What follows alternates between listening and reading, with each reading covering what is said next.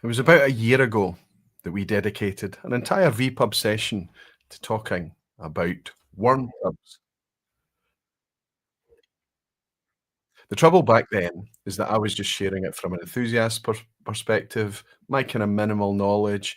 And of course, with 22 worm tub distilleries, we didn't really have much of a chance to get through them all. Worse than that, I held one or two bottles up on screen to demonstrate them to you, to show you some examples of worm tub distillate.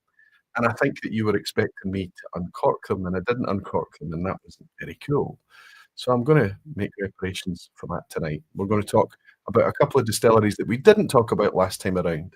But then when it comes to getting kind of technical to try and understand the difference this style of condensation actually makes to our whiskey, how it changes the flavour, how it changes the quality, the shape, the texture, the heft of the spirit, and all of those things, I'm gonna bring in somebody to help me talk about that a wee bit later on. So think of this as 2 vPubs tonight, a solo session from me, and then a wee bit later, towards the end, bringing in an expert in order to colour in the worm tub landscape a wee bit better. As always, I'm looking forward to it, and I'll see you all in a second.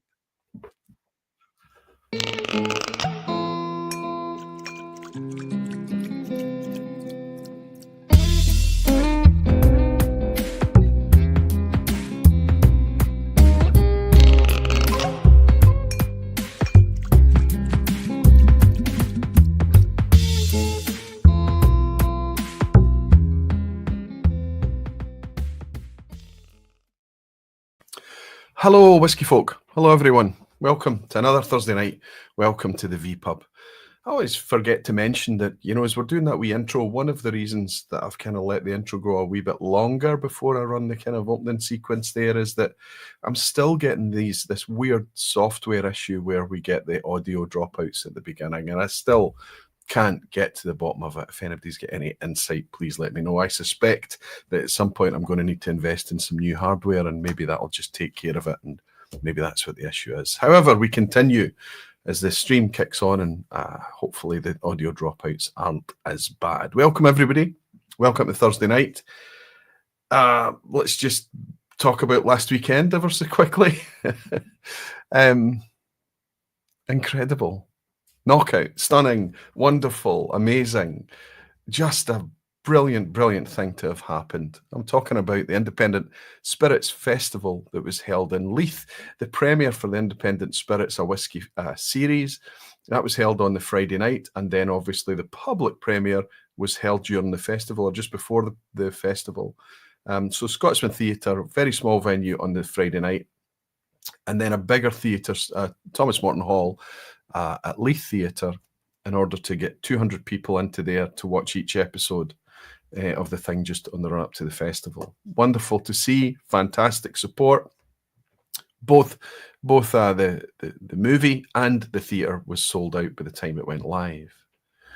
Then afterwards, we move into this hall that had 40 different independent bottlers gathered. And my goodness, did they bring us a festival. They really did. We turned up eager.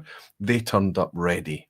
It was fabulous. Everybody I spoke to a person, was adamant that we had to make it happen again in the future. Of course, as you know, I was part of it, but I didn't do any of the heavy lifting. I didn't do any of the real graft or the real work or the real organisation. That was down to David Sturck and the team. Big shout out to Keith Duncan, a big shout out to all the volunteers that came up from the Northeast, from the Indie Love Festival to help out. A big shout out to everybody that rolled up their sleeves and pulled that festival off. More than anything, a big shout out to you for attending and just bringing along your positivity and your amazing enthusiasm. And a big shout out to the amazing independent bottlers that brought just the most spectacular whiskies. It was a statement to their commitment to the scene, to the concept, to everything. They weren't messing around. They were bringing fantastic whiskies for us all to share. And it was just a wonderful, wonderful event. I'm going to say thanks to everybody as well. All the barflies that joined me at the Belfry for a closed session tasting. There's 40 of you turned up at the Belfry on Sunday, and I was able to enjoy a stories tasting with you all as we were going through the various aquavitae bottlings over the years. It's probably the first time I've done that. It's probably going to be the last time I do it as well, because certainly one or two of the bottles that I shared there are really down to very, very low stocks in the community generally, but certainly me here. One of them, I've only got one bottle left, and I'd probably like to keep it sealed a wee while. But just a fantastic session, fantastic day once more. I really hope that you all enjoyed it. If you did enjoy that Leith weekend, if you can see yourself to participating in it again going forward, please get in touch with the team.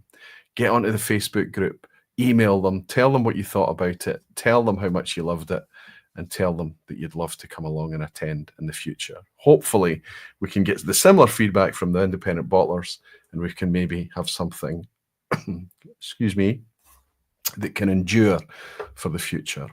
Okay, fantastic. Thank you all for attending last weekend. It was beautiful. Saturday was a good whiskey day. Right, before we get into everything tonight, before we get into talking about the odd thing that is worm tubs once more, I'm going to do what we always do, and I'll jump into the lounge here and welcome some of you beautiful whiskey folk and dedicated barflies. Fantastic to see so many of you in. Jeff Whiskey is in. He was there at the weekend. He was representing the Jeff Whiskey channel, and as far as I could tell, he had a blast. Even Aquavita and you barflies. Great seeing so many of you over the weekend, he's saying. Jeff, wonderful to have you in, buddy. The One Glassman Warner is saying, cheers everyone from Miami. Thank you so much, Warner, for joining us again. Wonderful to have you tuning in. It's only 4 hours behind right now, so it's a wee bit more comfortable for you, I hope. Green and Walt James is saying, good evening, sir. Worm Tub whiskey is the best whiskey. So James is already putting forward that sentiment. It's kind of weird that I would pick this category of 22 distilleries in Scotland that make whiskey, condensing the vapor back into liquid, bringing the spirit back to earth as a liquid once more, using a worm tub. But it has captured our imagination, and we probably do have a disproportionate amount of favourites that are worm tub distilleries. Dave Barnes, good to see you, Dave. I hope you're keeping well, buddy. Sounds not great, says Dave Barnes. Hopefully that was just when I kicked off, Dave. Hopefully you can hear me now. Whiskey Liberation Front, Lee J, good to see you. He's saying, evening, Roy. And Gav's Rams is saying, hi, Roy. Thanks for a wonderful Sunday at the Belfry. Gav, thank you for your attendance. Thank you for bringing your wonderfulness along for us all to enjoy with you, bud. Fantastic day. Loved having you there. David is in Portugal is saying, oi, oi, this topic is for the nerds, or I guess us all. I would suggest that it is a wee bit nerdy. But at the end of the day, we're going to be talking about whiskey, so that even folk that aren't really interested in worm tubs and worm tubbiness will still discover some nice whiskies along the way. Julian Rickman saying, evening, Roy. Evening, Barflies. Wonderful to have you, Julian. Fantastic to welcome you in, along with Daisy and Gerben from the Netherlands. Daisy saying, evening, Roy. Slowly coming down from an epic weekend. Me too. There's always that kind of adrenaline crash, isn't there? Glad you enjoyed it, Daisy. Loved having you there as always. Can't wait to see you the next time. Gerben is and as well, your buddy from the Netherlands. We're going to see, hopefully, both of you in Limburg this year. Max Kreitner from Austria. Good to see you, buddy. Good evening, my friend. He's saying, happy to catch the vPub after my tasting. Fantastic. I hope you end up back on the sofa with Christina tonight, buddy. Whiskey Weekend Drama is saying, so excuse me, tiny frog in my throat. I hope that whiskey solves it. Whiskey Weekend Drama saying, good evening, Roy. Springbank and the glass keeping me warm. Fantastic, Harrow. I hope it's a nice one, buddy. Good to have you here. And Jeffrey Bangers was saying, rub-a-dub-dub. Love those worm tubs. I like it, Jeffrey. Nice to have you. And Graham Young in Canada, you did a great job all weekend. Buddy, I kept saying to you, it was just we were like passing ships in the night. You've come all the way over from Canada. Only got to see you a couple of times, but you were still so generous that you brought me this. Fantastic. Another Canadian whiskey for the collection. This time a well-aged Canadian club. You're just a super generous man, Graham, and it's wonderful to have you in again tonight. Whiskey Mac is saying, evening all. Aquavita, thanks for a brilliant weekend. So great to meet up with patrons, barflies, and other fantastic whiskey friends. So now, Whiskey Mac, I've got the feeling as well that you told me who you were, and now I'm struggling to match the handle with face and everything, but wonderful. Hopefully we managed to meet and spend a bit of time together. Ryan Sutherland is here. Good to see you, Ryan. Evening all. Hello, Roy. Good to see you. Good to welcome you in, buddy. Hope you're keeping well. Looking forward to the next time that I get a chance to raise a wee glass with you, Ryan. The hard malt, Aquavita. Good morning from Australia. Another RDO for me today, but no breakfast dram for me. Saving myself for tonight when old mate brings over a mystery bottle and we line up a wee tasting. That's just some of the best fun in the world, isn't it? When you've got something to look forward to, those wee evenings, those wee sacrosanct times where you just get your geek on and enjoy the drams. Good to have you in, Hard Malt. I don't know if that's the first time I've welcomed you. Rick Johnson saying, good evening, Royal fellow barflies from Edinburgh. Such a wonderful weekend and still enjoying my Scotland time. It was great to see you over again, Rick, you and Catherine. You didn't lose your phone this time, I hope. Brilliant to have you back in Scotland, and I could see that you were having a happy time. Hellswood is saying, evening, Roy. What a fabulous weekend it was. So absolutely, Helen and Andy, we're going to have lots of this feedback throughout tonight, just people just really enjoying that community, that sense of fellowship, that idea that this virtual thing that we all enjoy, sometimes from people from the other end of the world, right? People from all over just getting together and having a nice time. John Bell has joined Aquavitae Barflies. Hey, John, you've been a patron for a long time. You've been a barfly for a long time. Thank you for stepping in and clicking that YouTube membership button inside the YouTube environment. John, you and the other barflies are keeping everything in the vPub advert free. It's really appreciated, buddy. Thank you for your support. And Whiskey Novice is celebrating being a barfly for 60 months. My goodness, what's that in years? That's 5 years, isn't it, Jim? You're a superstar, buddy. I'm missing you, Jim. I hope to see you soon. He's saying cheers, Roy. Cheers, all. Been a while. Absolutely. But it'll be just like the last time we left off. We'll pick it up again whenever it is, Jim. Donner Pass Whiskey is saying, everyone, please raise a glass for my friend Troy Tompkins, who passed last week. Oh, my goodness. I'm so sorry to hear. I met him in 5th grade. So a long-time friend gone. Cheers.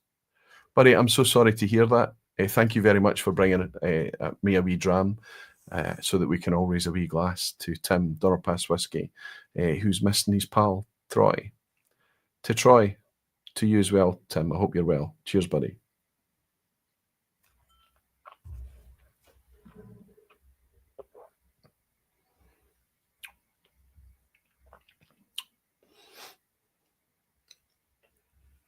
We did, Roy, says Whiskey Mac, over breakfast on Sunday. It's Mark. Fantastic. So that's Mark, as in Janet and Mark. Fantastic, buddy. Great to have you in. Great to spend a wee bit of extra time with you on a Sunday morning too. Greg Stafford is saying evening. Good evening, Barflies. Feeding the twins and listening to the vPub podcast style. Greg, thank you for that. Thank you for everybody that does that. That means that I have to keep it a wee bit less visual, I suppose, for the people that enjoy it podcast style.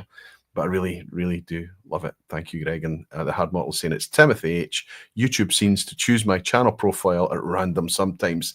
Timothy, fantastic. The Hard Model is a good name, isn't it? Good to have you in. Love the extra level, says Jim, but not the extra price that warm tubs bring us. I wonder if there is. I've not actually looked at it from that angle, whether the warm tub distilleries are a wee bit more expensive.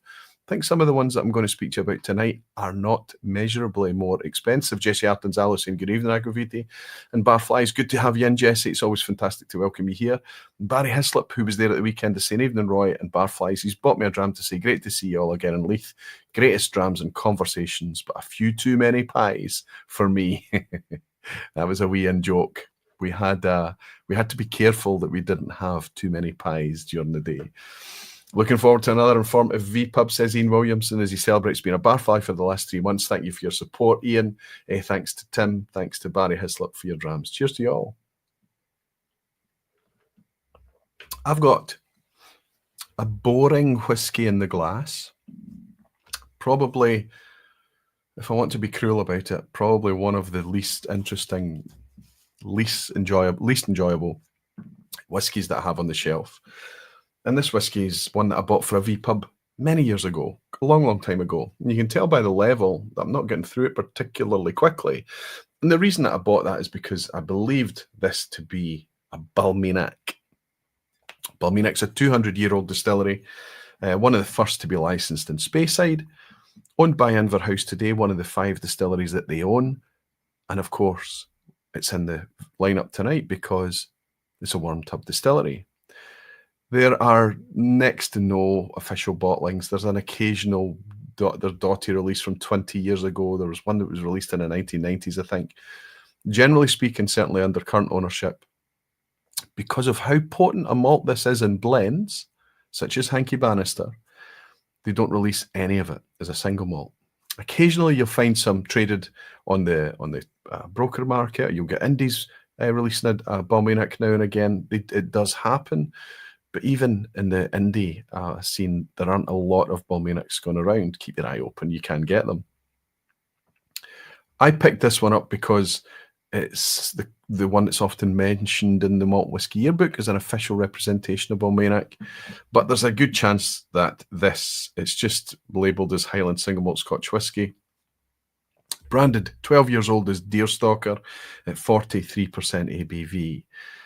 There's nothing about this that says Wormtub. There's nothing about this that says Balmenach to me. This is just a very generic, flat, sickly whiskey. It's not very enjoyable, to the point that when I poured it in the glass earlier today, I'm going to add a wee bit more.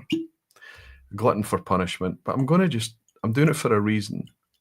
I'm just going to add a wee bit more to the glass here. We can safely assume at 43% that this is chill filtered. And although it's looking a wee bit gold in the glass on camera, I can tell you that this is a pretty dark whiskey for a 12-year-old. And so I'm going to assume that it's coloured. But more than anything, the thing that tells me that it's coloured is that it tastes very flat. It tastes very fiddled with, engineered. It tastes emulsified. It's one of these whiskies that's probably going to please people that's looking for something soft with not any particular character, detail, bite, grip, interest, charm, nothing about it.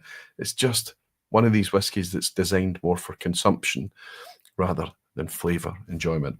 And I'm sorry to be cruel to it, but rather than you guys going out and buying a 12-year-old Deerstalker thinking you might be able to get something close to an official Balmenach, it's not what you're getting. There's lots and lots of other, even 43% whiskies out there that are much more enjoyable than this. However, I was able to salvage it a wee bit. I was able to salvage it with this.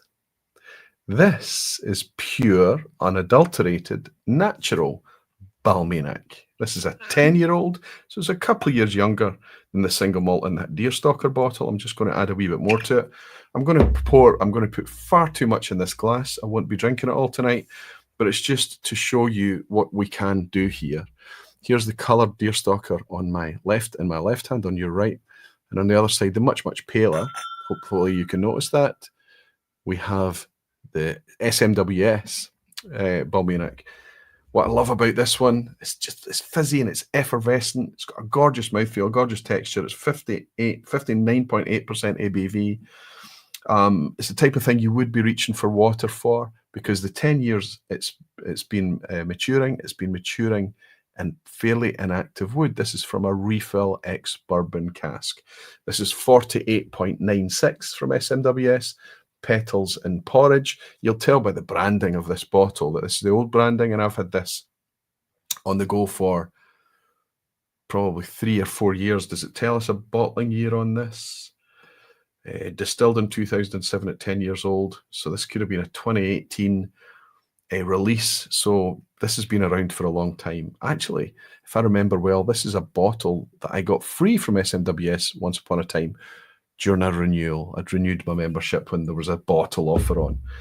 It stayed sealed for a while, but when I needed a Balmenach, I cracked it open, and it's actually a very nice Balmenach. It's very confectionery sweet. It tastes like love hearts and sherbet. It says petals and porridge. There's a huge floral element here. Really quite violets and lilies, and really quite a spritz of floral to it.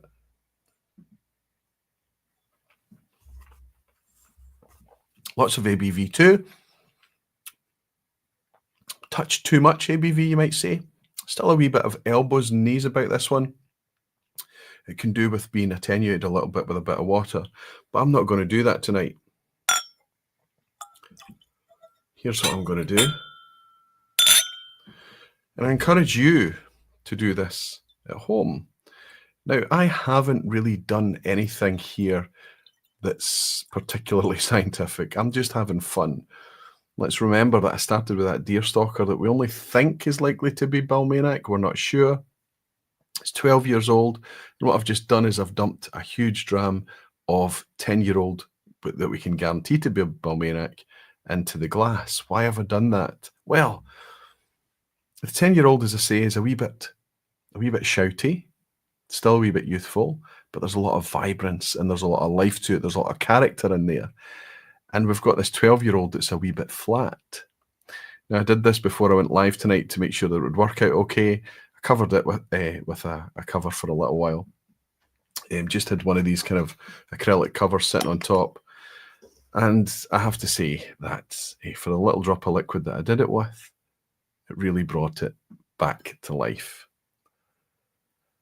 I would also say that it might have even helped the SMWS bottle a little bit, just kind of attenuated things.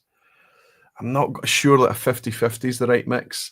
I might be tempted to put just a quarter of this 12-year-old, the kind of flat emulsified thing in the glass, and maybe 3/4 of this. That might be a better mix between the two. But why am I doing that? It's nothing to do with worm tubs or anything tonight. I was poking around for a Balmenach in order for me to talk about Balmenach for a little bit. And I struggled because it's tough to get a hold of the stuff, and this is all I had on hand. So how do I take two things that I've got on hand and make it a wee bit more fun? Let's see if it's worked out this time. I have to say, on the nose, I'm still a bit concerned that it's still a bit too much of the heavy kind of flat thing. But there's a hint, there's almost a suggestion that there might be kind of some kind of dried fruit in there, some fudgy notes, something that might lean towards a sherry cask, but I don't think so. It might just more likely be nice and fruity bourbon.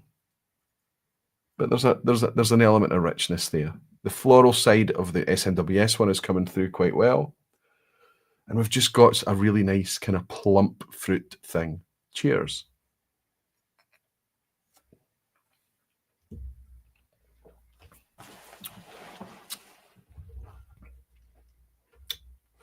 Have we created a fantastic whiskey?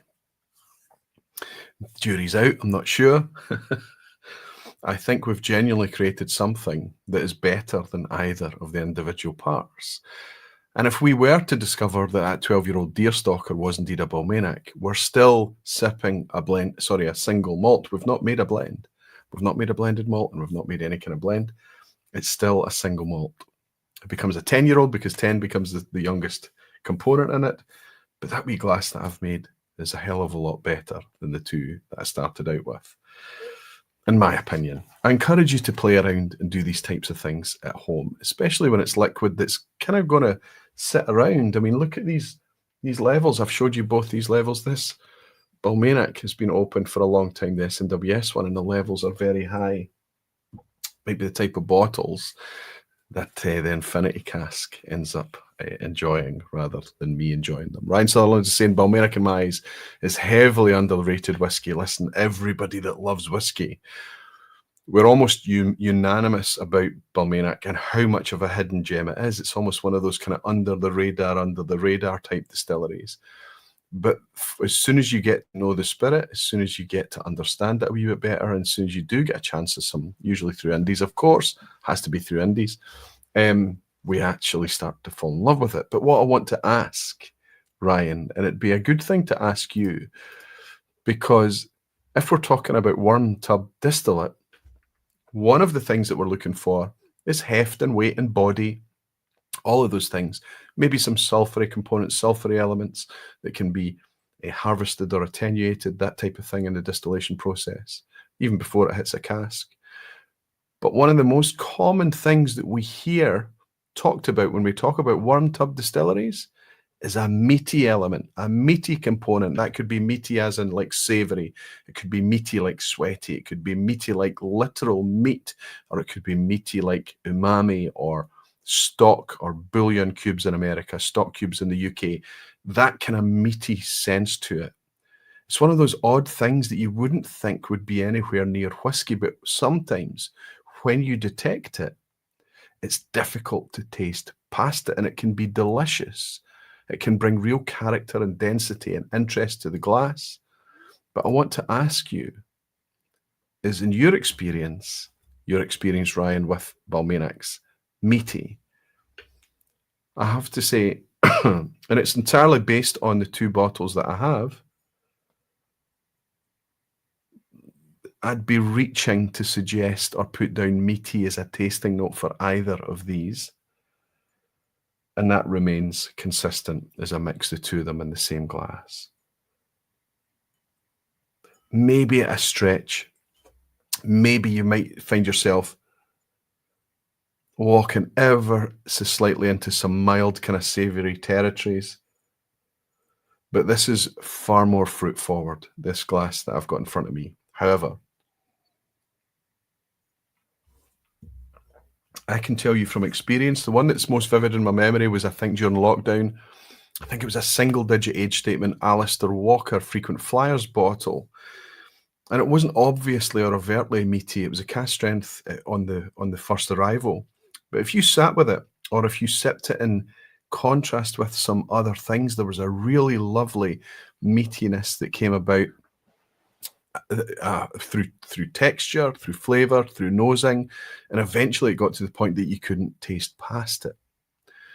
That can happen to me on wormtub distilleries in general. Not all, but some of them. It seems to be a trait, and it's kind of going to be the thing that I focus on throughout the vPub tonight. Wormtub distilleries I'm going to talk to you about tonight is distilleries that have brought that element in some form to me in the past. Gary Danny Hemington this evening, Roy. I've got a 12-year-old Loch Lomond Distillery Edition 7 in the glass. Is that wormtub whiskey? No, Loch Lomond has got all the toys at their distillery, right? It's a fascinating place to go and see. But all their distillation is condensed through shell and tube. Loch Lomond do not use wormtubs. Whiskey Games Matt is saying, I have a single cask Nation Balmenach 11-year-old first fill bourbon at 59.2 ABV. It's very fruity and floral and a lovely mouthfeel. Mouthfeel is a very common thing. I mean, we love talking about mouthfeel and texture in whiskey, and especially in the cast strength stuff. Tends to be more abundant, but wormtubs should help us enjoy that. It should enhance things a little bit. Fantastic to have you in. It's brilliant to have you here as always, Matt and Danny. Doodle Drama Arnie's in saying, prompted by last year's wormtub vPub, I fell head over heels for Ardnahoe. Comparing the Caledonia and the Sauvignon cask tonight, I can taste past the sulphury cask of the 12. Both very hefty. You know, a lot of Ardnahoes, even that Caledonia 12-year-old, the special ones that you mentioned there, you've got a Sauvignon cask or the STFC straight from the casks, right? The little bottles that they do, they can all be super intense, dense, big hitting things. And Ryan is answering saying, Aquavita, I don't find it meaty, but I could see an ex-sherry or wine maturation amp up the sulfur elements from wormtub use. Spirit cuts, cooling temperature, distillation speed will all have a big say. Ryan, I hope you're able to stay around a wee bit until later tonight, because we will be talking about cuts. We will be talking about temperatures of cooling. We will be talking about distillation speed when I have somebody that's a bit more like yourself, a wee bit more knowledgeable about such things to discuss it with. Ardnahoe became my favourite wormtub whiskey, says Warner Aquaviti. Listen, Ardnahoe is setting the heather alight in so many different ways right now. People are getting their head around this thing. They're starting to realise, especially when they're enjoying it blind, say no more. No more. We have to stay pretty hushed about last weekend. When you're tasting it blind and you're not very sure what's in the glass, you're all over the place, and it's really sobering to hear that what you're sipping is a 5-year-old Ardnahoe. It's what they've done there, that investment they've made in that distillery, and the distillation regime, the production regime that they've got going on, fermentation times, surely their cut points as well, the wooden washbacks, the extra long line arms, and of course 2 big, huge worm tubs outside the distillery to greet you in the car park as you arrive. It's really paying off. It's just such a fabulous malt. Papa Q is saying, for me, Balmenach is far more dense and heavy than meaty. Fantastic. So we're getting there. That's why I've put a question mark here. Meaty Balmenach, is it? Hellswood is saying, 11-year-old Craigellachie here from Signature Vintage in the glass. Worm tub yumminess. Yes. And Craigellachie is often described as being a wee bit meaty. Anthony saying, just joined without seeing the title, and see it's my favourite subject. Learnt so much from part 1. Hopefully you'll get a chance to learn a wee bit more tonight, because I've got some reinforcements in tonight. And great to have you. And Jimmy Legg is saying, does Glen Scotia use worm tubs? No, Glen Scotia doesn't, Jimmy. But as you know, with that logo that you have, that wee avatar that you have, Springbank does. And Whiskey Mac is saying, Speyburn 16 in a glass tonight, Aquaviti, standing on the top of worm tubs was a highlight of the tour. Fantastic, because you could probably see in it, right? Especially in January, as they were like steam tubs. That's right. The idea is to keep that water inside the worm tub as cool as possible, but obviously that's a hot steam. That's a hot coil of vapor from the still dropping into that worm tub, so it warms the water in real time. Aaron is saying 17-year-old Craigellachie, meaty and chewy. I would agree with you, Aaron. I hope you had a great weekend, buddy. It was fantastic to welcome you in Scotland once more, buddy. I'm going to read out a list of the 22 worm tub distilleries that I'm aware of. I think maybe it could be one or two missed. It's been a wee while since I've updated this list, but I'll share it with you anyway, just for posterity's sake. The jury's out on whether or not we have meatiness in Balmenach, but trust me when I tell you that I have had Balmenachs in the past that do have a lovely, hefty body and even a meatiness to them. As Ryan said, you're going to get that exaggerated by sometimes judicious use of maybe European oak, sherry cask, that type of thing.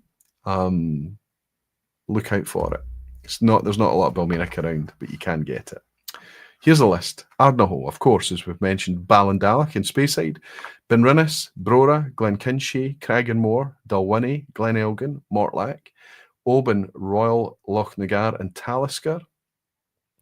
That's 10 Diageo distilleries, so it's more than a third of their, or exactly a third actually, of Diageo's malt distilleries are using worm tubs. Then we've got another new distillery, Cabrach, using a worm tub. Craigellachie in Speyside, of course, has been mentioned, as is Ardnahoe. We've got under construction right now with worm tubs in place is Kythe Distillery. Then we've got, as just mentioned, Balmenach, Knockdhu, Old Pulteney, and Speyburn. That means that of all the 5 Inverhouse distilleries, only Balblair is the one that does not have a worm tub at some point in the condensation process. And then we have Rosebank that's been rebuilt with worm tubs in place. And of course, the one that's had worm tubs for a long, long, long time. Traditional, the almost working museum that is Springbank. And that lists our 22 worm tub distilleries. One of those on the glass, in the list, I'm going to get in the glass now. And this is a wee treat for me. This is I have to share with you that the worm tub vPub that we did in 2024 was one of my favourites. I found that I was just in the right mood for it. I was enjoying the drams. I really liked the whiskies. And I recall that I kept the whiskies out for a while. And when I was coming in here for a dram on that weekend, for example, I was reaching for those whiskies to re-enjoy them again. Very much like what I did with the recent blended whiskey vPub here. I loved that. That's my favourite session of this year so far. I'm hoping it's going to be the same again, because I'm going to be uncorking 3 bottles tonight with you, and they're 3 crackers. 2 of them have been on my shelves for potentially 8, 10 years. So it's probably time to get them open. There's no better way to open them in front of you guys. Here we go with the first one. This is one of the decanters from Signatory Vintage Cask Strength Series. This is a 1996 vintage Benrinnes. This is aged 21 years, bottled in 2018. So you know I've had this on the shelf for something like maybe close to 6 or 7 years. This is a small batch vatting of 2 casks, 2 hogsheads, specifically hogsheads, yielding an outturn of 508 bottles at 51% ABV.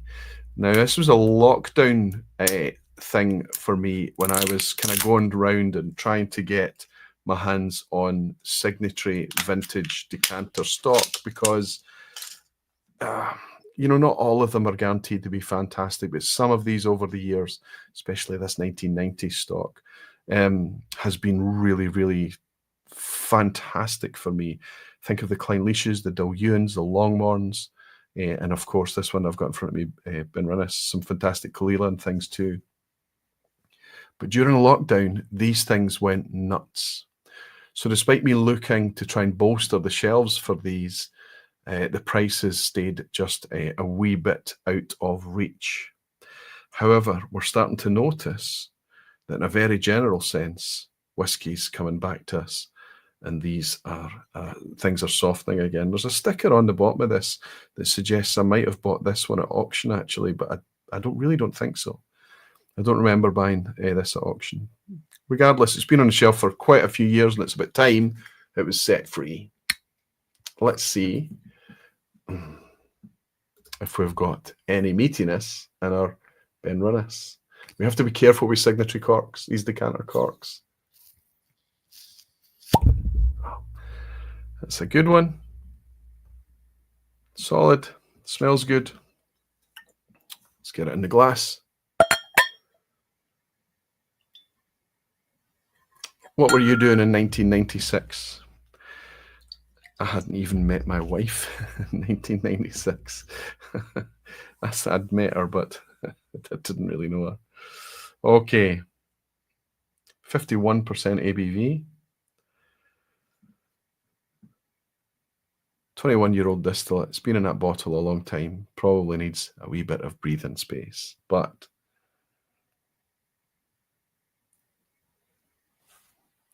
this is from Hogsheads.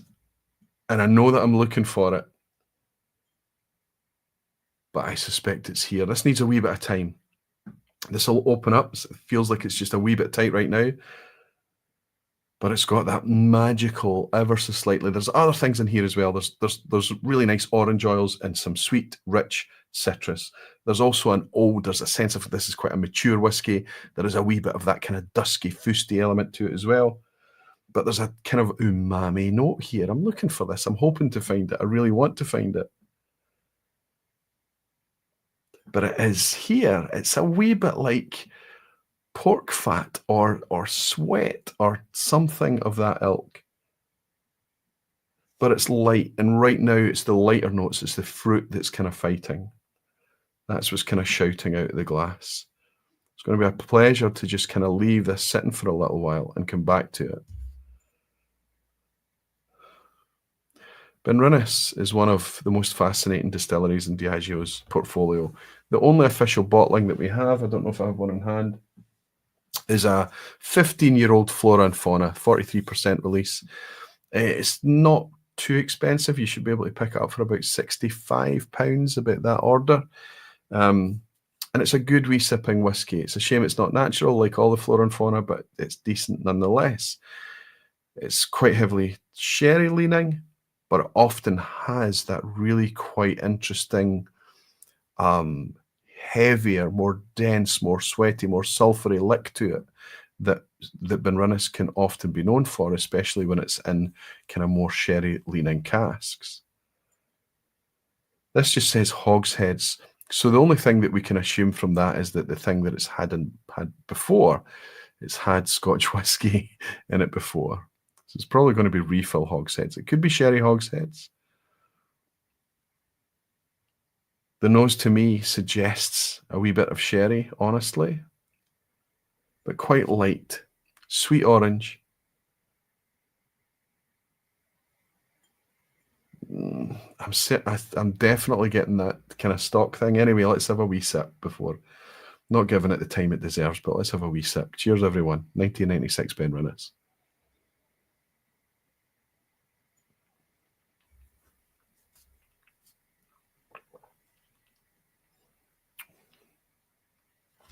Good grief. Sometimes these signatory bottles can be bang average. I mean, they're never bad, but they can just be average. But that's fabulous. Fabulous, fabulous, fabulous. This is a sharer. Oh my goodness. Okay, so where do I start with this? So the first thing is that the soft arrival. You know, this is Cask Strength series. Actually, it's actually really quite soft. It's a 51% natural cask strength. So there's a lot of ABV being lost in the 21 years this was maturing. And it arrives perfectly. The mouthfeel is gorgeous.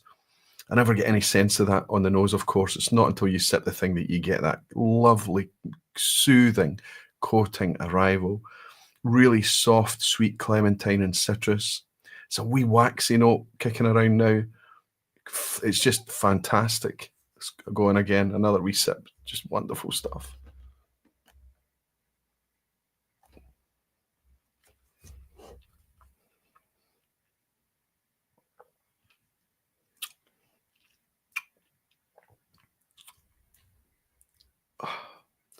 This is exactly, my goodness, this is exactly the type of whiskey that makes me love whiskey. You might not know sipping this that it's a worm tub distillery. You might not know it's Benrinnes. You might not even be able to pick out exactly the type of cask that this is, but what you know instantly with one tiny half sip of this glass, it's an absolute fantastic whiskey. It's right in the middle of the flavour spectrum. It's not leaning too heavily on bourbon. It's not leaning too heavily on sherry. It's just distillery wood. That's what it is. It's got a fantastic long finish. There's a wee tiny bit of effervescence even on the finish there. The meatiness, we're not have been totally distracted. Let's see, meatiness in Benrinnes.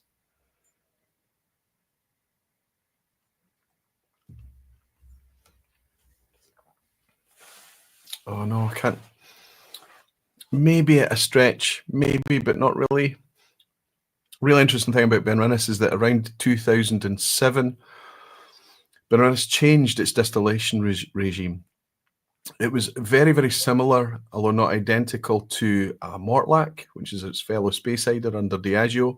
Springbank down in Campbelltown, that it had a partial triple distillation. Now, I know you would think triple distillation is to make a lighter spirit and things. Well, there's a kind of lot involved here. So don't think of this as triple distilled like you might think of Irish whiskey or an Auchentoshan or a Benrinnes triple distilled or whatever it may be. It's completely different. They were partially triple distilling Benrinnes back in the day in order to heighten the density of the liquid, to heighten its heft and its weight, to enhance those things. So it was taking the higher strength cuts and splitting them and redistilling the higher strength cuts into the faints again in order to intensify the liquid that came out after this partial triple distillation. So it wasn't to make it lighter or fruitier or anything. It was to enhance that density. Why? Because this is a very, very potent thing, much like our Balmenach. Benrinnes is prized by blenders. They love the liquid. They love its positive transformative effect when they're putting a blend together. And that's what they were doing at Benrinnes. For whatever reason, in 2007, around about that time, they stopped that practice, and Benrinnes these days is double distilled.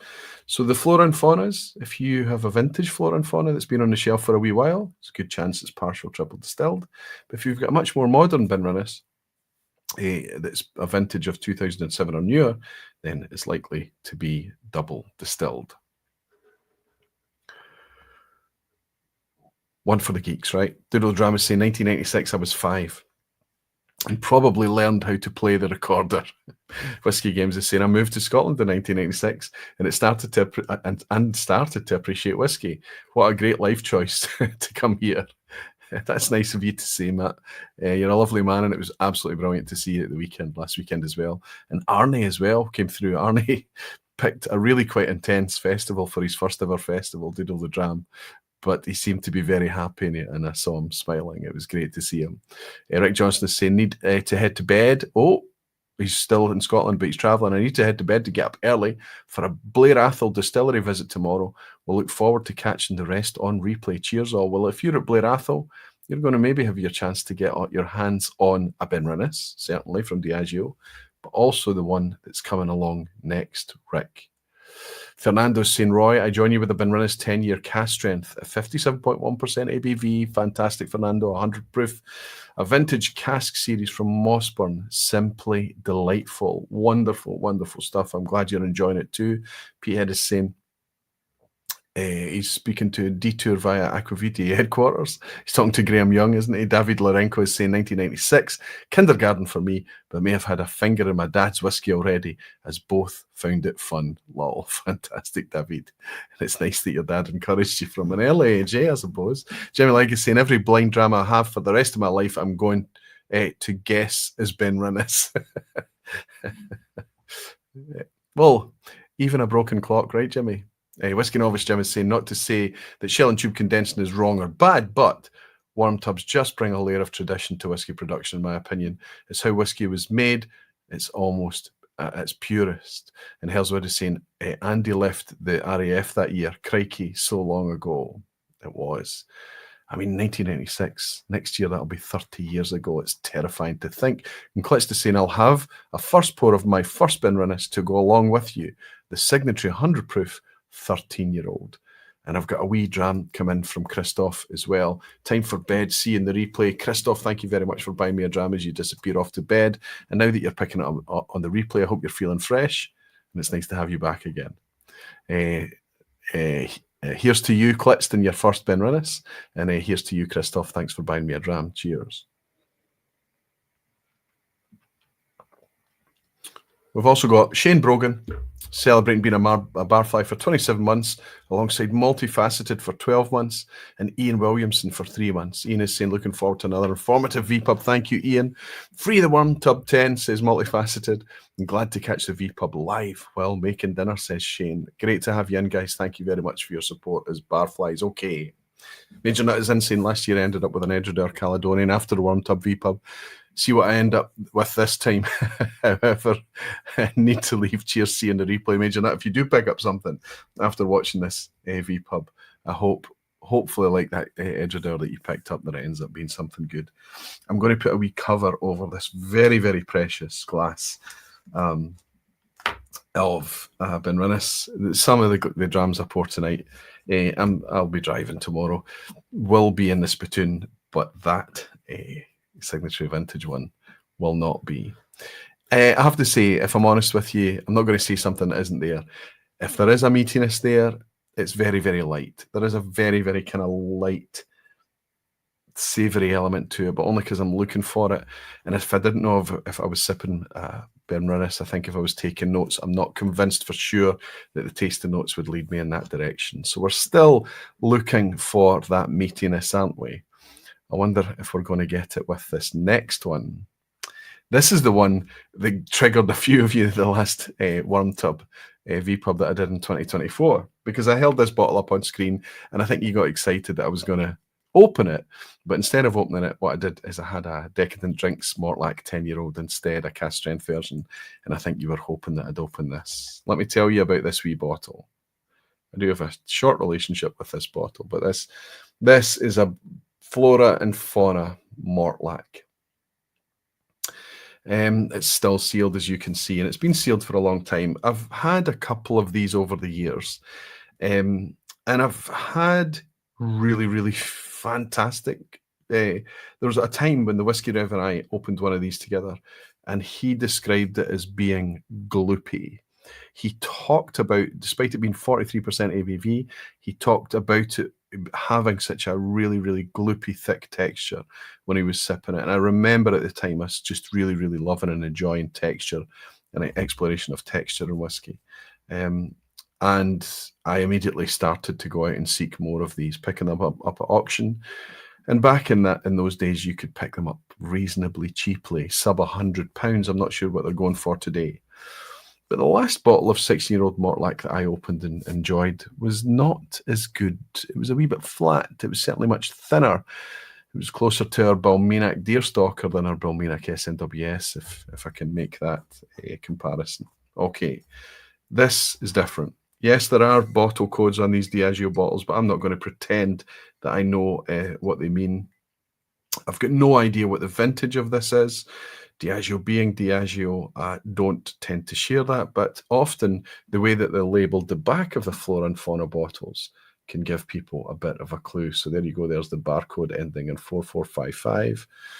I'm going to guess that this is about towards the end of the Mortlach bottlings. I think this was discontinued in 2010. So we know that this has been in the glass, it's been in the bottle for at least 15 years. And it's potentially been in the bottle for quite a bit longer than that. Time to set this one free too, don't you think? I don't have a backup of this. This has been the backup for a long time. That's a good, confident pop. It's nice to see the cork intact. It's been stored well. I've been looking after it. It smells gorgeous on the cork. Get it in the glass.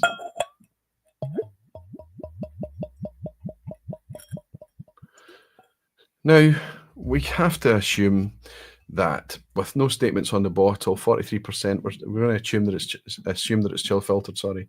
And we're also going to assume that it's not natural color because they don't state on the bottle that it is. But I did have it on, well,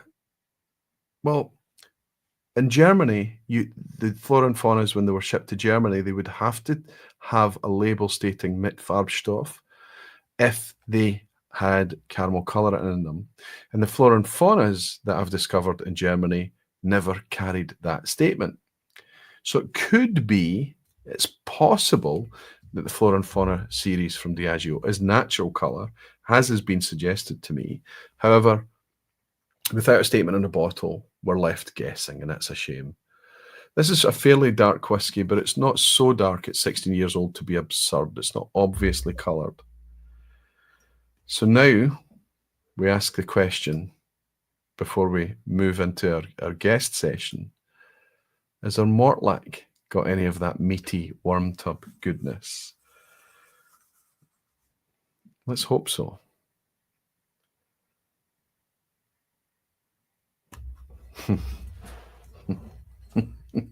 I'm looking for it. I'm looking for it. This is different from the Benrinnes. Strongly feel like me taking notes on this in quiet environment, sitting, taking my time, please myself, maybe over the course of an evening, maybe just a couple of wee sips in the daytime, just taking notes, coming back, and I'm confident, very confident, that it wouldn't be too long before I would be in the savoury realm of things. Magical, kind of rich, dried oak, slightly tannic, warm dark chocolate, warm honey, but a sense of beef stock, beef seasoning, beef jerky even, a meatiness. And this is at 43%.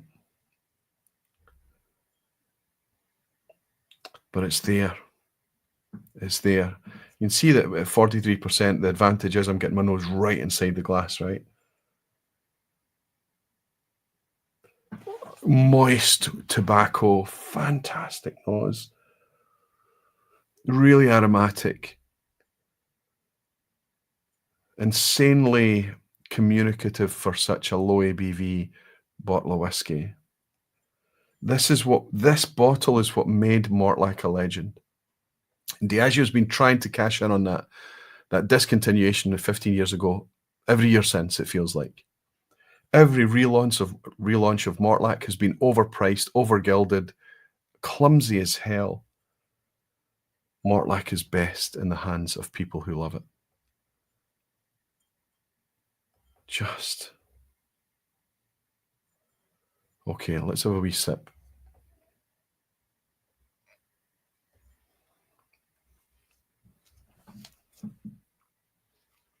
Mm-hmm.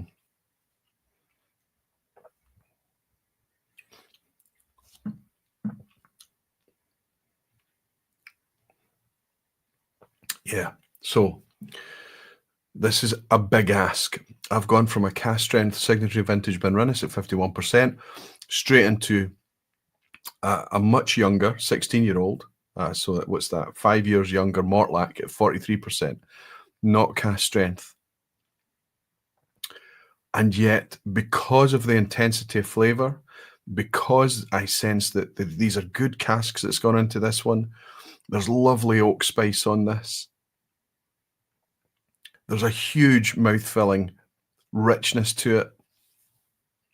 It's not too thin. It's not too watery. There's enough character about the spirit to carry this lower ABV. Nosing it again after that sip I've taken, okay, that meatiness I'm looking for is a wee bit exaggerated. So now we've almost got a kind of gravy-esque element to it.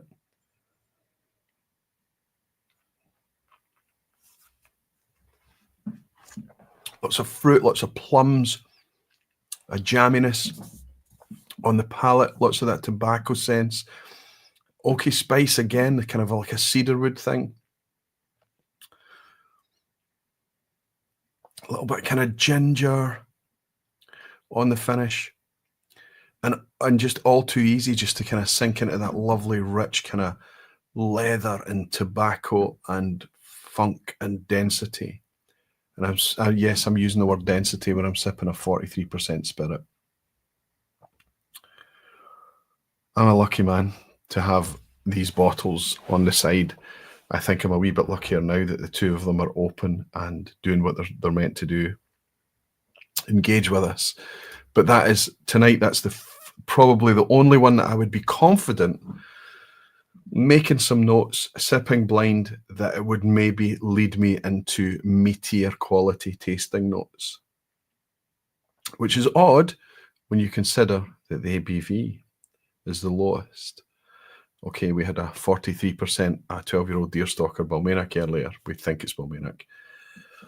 This has got so much more, so much more.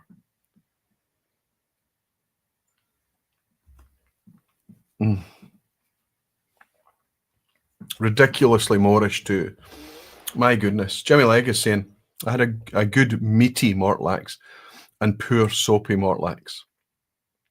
Isn't it always the way, you know? And I suppose the only way around it is for us to work together as a community. And because these things tend to come out in small batches or single casts or whatever, they tend to be out. There's a kind of transient availability of it all. When there are releases available that are good examples of the style, we get together with people of a similar palate to ours, and we decide what's good and what can be picked up. Ginger Genius, good to see you, Johnny. Saying picked up a 14-year-old signature Mortlach about a year ago. Have to say it gave the Springbank 10 a run for its money. A great malt. That is an endorsement indeed, isn't it, John? And Harrow is saying Mortlach is equivalent to meat. So it's nice that I'm not the only one. I mean, and the thing is that we tend to be led, don't we? We read these notes, we read about it in books, and we hear about it from reviewers or whatever, or in tastings or at events. But we have to taste it ourselves. And if we don't taste it, don't say that we taste it. But by all means, look for it. Burkey is saying, hey, good night, Roy and Barflies. We'll watch the rest on catch up. Just a quick question. Do you drink any other spirits or alcohol, Slantia? Very occasionally, Burkey, I do. I've got some nice rum on hand. I've got some cognac. I've got some Armagnac. I've got bits and pieces. But they're there kind of to share. And to be honest with you, there's just, because I'm enjoying whiskey so much at the moment, but the answer is yes, of course. Yes, I do. I wonder if you do as well. Nice to have you in, Burkey. Saying, Peter, can you imagine what it's like at cast strength and unchill filtered aquavita? Yeah, Frank, it would be stunning. Diageo have released Mortlachs with those specs. Unfortunately, they're not for us mere mortals, right? Doodle the drama scene. With all the worm tub signifiers you mentioned, I often wonder why Lag is not using them. Everything else about their production seems to be designed around hefty, heavier, and rich spirit. I mean, there's a few others out there. You know, there's kind of I don't know, the Daft Mills, the Dornocks, there's a few distilleries that you imagine, Ardnahoe, and well, famously they put their shell and tube condensers actually outside the building, right? It's still vertically mounted and things in order to, hopefully, to get the extra cold air or whatever the effect going on. But it is interesting, and we're going to touch upon that because one of the things about worm tubs is that they are super expensive. Arthur is saying, Roy, I've just found a bottle of Mortlach you opened, available in Poland for equivalent of £500. Still worth it? What do you reckon, Arthur? No. This is lovely whiskey. It's a treat for me to enjoy with you. I don't know your means, my friend. I don't know how well off or wealthy you are. But if you're of my means, which is not particularly, I would say £500, no. However, if you found this, not for £500, not for £500, this Benrinnes is, I think, over the two, despite the fact that this Mortlach is bringing the meatiness, objectively the best whiskey, worm tubs aside, tonight that I've sipped is that signature vintage. The Mortlach, if you can pick it up, depending on your means, I would pay £100 for a replacement bottle of this, I would. 500? No, nobody, I'm sorry. Pascal Heap. Pascal, is that the first time I've welcomed you in here? Aquaviti, I get all of the meatiness, almost cheesy in long rows. But at the moment, Ardnahoe 5 is my favourite one tub dram. Got 2 bottles back up on sale for €69. And that's the inaugural with that 5-year-old age statement on it, Pascal. And I raved about it all last year. If I see any on a shelf of Ardnahoe's 5-year-old, I'm buying it. I'm getting low on the stuff. Absolutely adore it, love it. The worm tub side of it is incidental. It's just bloody good whiskey. Justin Wan is saying, I've only had Mortlach from a bourbon cask. I think the experience is very different from typically sherry cask bottles. I think that's absolutely spot on, Justin, and true. Pascal as well. Stay tuned a wee bit later. I'll be opening, uncorking a brand new Ardnahoe a wee bit later. Justin Wan is saying, sorry, Justin, I got that one as I scroll back up. Jimmy Legg is asking me, have you had many nice smoky mezcals? I love them when I can find them. I've got 1 or 2 smoky mezcals on this very shelf that were gifted to me quite recently. There's one within reach. I think these are all very small scale.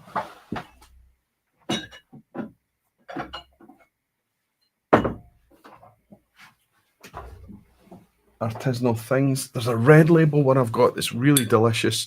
This one's still sealed, but you can tell, I mean, this looks like a hand-drawn label.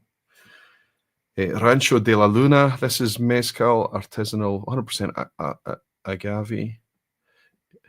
Joven, so it's the young type Espadin, double distilled, 2022 batch 6.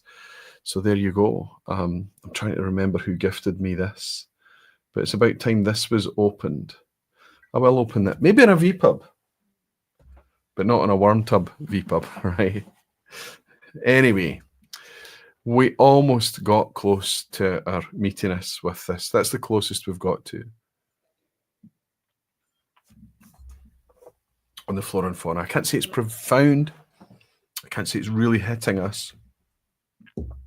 But interestingly, Mortlach is also one of those distilleries, like how Benrinnes used to be, through the famous Wee Witchy still. It's partial triple distilled. And again, it's in order to not make the spirit lighter, but to enhance its intensity, enhance its deeper, richer flavours. Mortlach, again, is something that's in high demand by blenders. Yep, some are made using a donkey. Aquaviti is a beautiful thing. It's interesting, Jimmy, that you enjoy mezcals. I didn't know that. A. Martins is saying it's almost 20 years of vegan. I don't think I remember the meat taste anymore. It's interesting in itself, isn't it, Jimmy? Like you're saying, I'd love to see you try that mezcal on a vPub. Maybe I'll crack open the mezcals that I have and maybe some other spirit drinks on a Patreon lock-in. Enjoyed everyone that joined me for the last Patreon lock-in a couple of weeks ago. I talked and I teased the Daft Mill. It's coming out on the 25th. Don't worry, I'll go through the system. Everyone will get a unique code. All the Patreon supporters will be looked after first. Everyone's excited for the Aquaviti Daft Mill appearing on, what is the 25th? Is that Tuesday? What's the 20? Yeah, Tuesday. Daft Mill's coming out on Tuesday. Can't wait for that. Can't wait to share it all with everyone who's interested. All right. Okay. Now we move into things and we step up the geekiness a wee bit. I'm going to open a brand new worm tub condensed liquid from a brand new distillery. Now, it's been mentioned a couple of times tonight. You guys have reminded me of it. You've been bringing it up. You've been talking about it. And everyone seems to be falling in love with Ardnahoe. This is their new core range product. It's only just a couple of 3 weeks out. So the Infinite Loch, which is here, which is my whiskey of the year. Love this stuff. It's a vatting of sherry and ex-bourbon and a mix of both. This is kind of the same, but this is leaning heavily into Oloroso sherry cask maturation, and you can see that this is really quite a dark copper colour.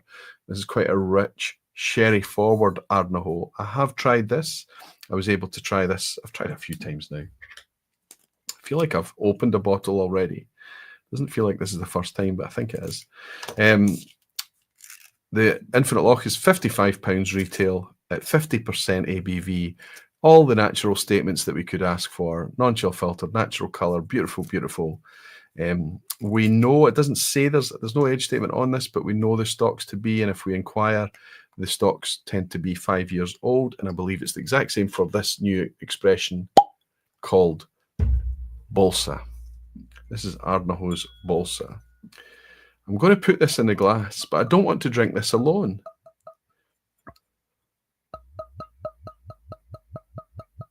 As we move into Ardnahoe to see if there's any kind of worm tub clues, density, interest in this bottle, I'm going to reach out to somebody.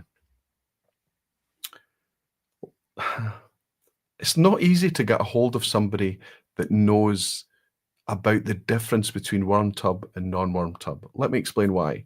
There are lots of distillers out there that's been working with worm tub distilleries, and then potentially they've moved on to work with non-worm tub distilleries or vice versa. There's virtually none that have worked with the same spirit and the same distillery with worm tub distillation and non-worm tub distillation. Maybe consider 40 years ago, Dalwhinnie in the 1980s ditched their worm tubs as a kind of cost-cutting thing. They were needing investment and stuff. And they got rid of them and they put in shell and tube. And they tried to stick with the shell and tube condensers for years. And then eventually they had to reinvest back into worm tubs again. I think they first put in iron or steel worm tubs and then switched eventually to wooden worm tubs. But it took them about 8 years to get back to the original character that they felt they had lost through losing their worm tubs. But if I wanted to reach out to somebody, firstly, it's Diageo, it's unlikely to happen. But we're talking about 40 years ago that happened. So it's pretty difficult to find someone who can offer us some kind of insight as whiskey geeks, whiskey lovers, whiskey enthusiasts, as to the real true difference that spirit made with worm tubs and spirit made without worm tubs can bring. But there is someone out there. There is someone that's made his spirit with both. Currently today, he's making it with worm tubs. And I suspect that that's because that's his preference. This gentleman's been on the vPub before and he was absolutely fascinating, and I think he might be equally as fascinating tonight. I'm going to welcome in my friend from Sweden, and that is Per Calby from Smogen Distillery. Per, if you're ready, my friend, give me a wee thumbs up. I'd love to welcome you in. We're good. Welcome back, Per. Is the audio? Yes, it's working. Yep. We're hearing you. Firstly, let me say thank you to you for coming on the vPub, for stepping behind the bar again. Especially no worries. when I know how late it is in Sweden, and especially for how long you've been. Obviously, you've popped up there in the background for how long you've been waiting for me to get through the first couple of drams. Per, welcome back, my friend. Cheers to you. Thank you. What do you have in the bottle? It's Bolsa, but it's actually, but it's a vatting sample. Fantastic. You'd think we'd rehearse that, right? I mean, it's nice now that we've moved up through the worm tubs. We're in the peaty distillate now. It's nice you can join me for this one. I think we're going to progress to something that's even more kind of, let's say, Per Calby flavoured, something from your own distillery after this. But I think it's going to be nice to invite you in and share this with you too. Per, before we get into that, you are currently at your distillery in Sweden. You're using worm tubs, right? Correct. You started off not using worm tubs, correct? Very much correct. Simply couldn't afford it because, as you mentioned already, worm tubs are expensive, really expensive. So when we started off in 2010, I had shell and tube condensers, but not the ordinary type, not at all. Instead, I had horizontal shell and tubes, which were partially flooded, and which, well, in discussions with Forsyths, should give an effect similar to that of a worm tub. But is there a but? Yeah, there is, because I needed an insane amount of water going through them in order to condense the vapors. Yeah, it simply didn't fit. I also fitted a closed circuit cooling system for the condensing water, which intended obviously to save water. But it was just impossible, aside for in the middle of winter, basically, to run that in a more or less safe manner, actually, because you were at the risk of getting vapor spat out of the spirit still at the very beginning of the run, and that's not pleasant, I can tell you that. Sure. So before we get, let's just pause for a second, because I'm aware, obviously, you've joined me for the barley vPub, which was fantastic. Anybody that's interested in barley and the effect that barley can have can go back and watch that with Per back. I think it was a year ago, roughly, more or less. August, I think it was. August much more recent. So, just the quickest executive summary. Yeah, I've already introduced you as a distiller and from Schmogen, but let's talk about, because you're not a full-time distiller, and Schmogen remains a tiny distillery. So let's just a quick executive summary of straight from the horse's mouth of your setup, so people can understand what you're currently involved in and what you're currently doing there over in Sweden. Well, originally I actually trained as a judge, and then I switched over to become a lawyer. And in 2009, I quit my law firm, and I'm still a lawyer, by the way, but only very much part-time. Yep. So I, with the help of friends who are now shareholders in the company, I designed and erected Smögen. It's not Schmogen, it's Smögen. Schmogen, sorry. That's all right. I've only just learned how to pronounce your name, Per, so I'm still working on it. That's very good. But anyway, money was scarce, and equipment would preferably come more or less for free, which then did not go for the stills, obviously, because they have to be tailor-made for your needs. And they were by Forsyths, very good. Yep.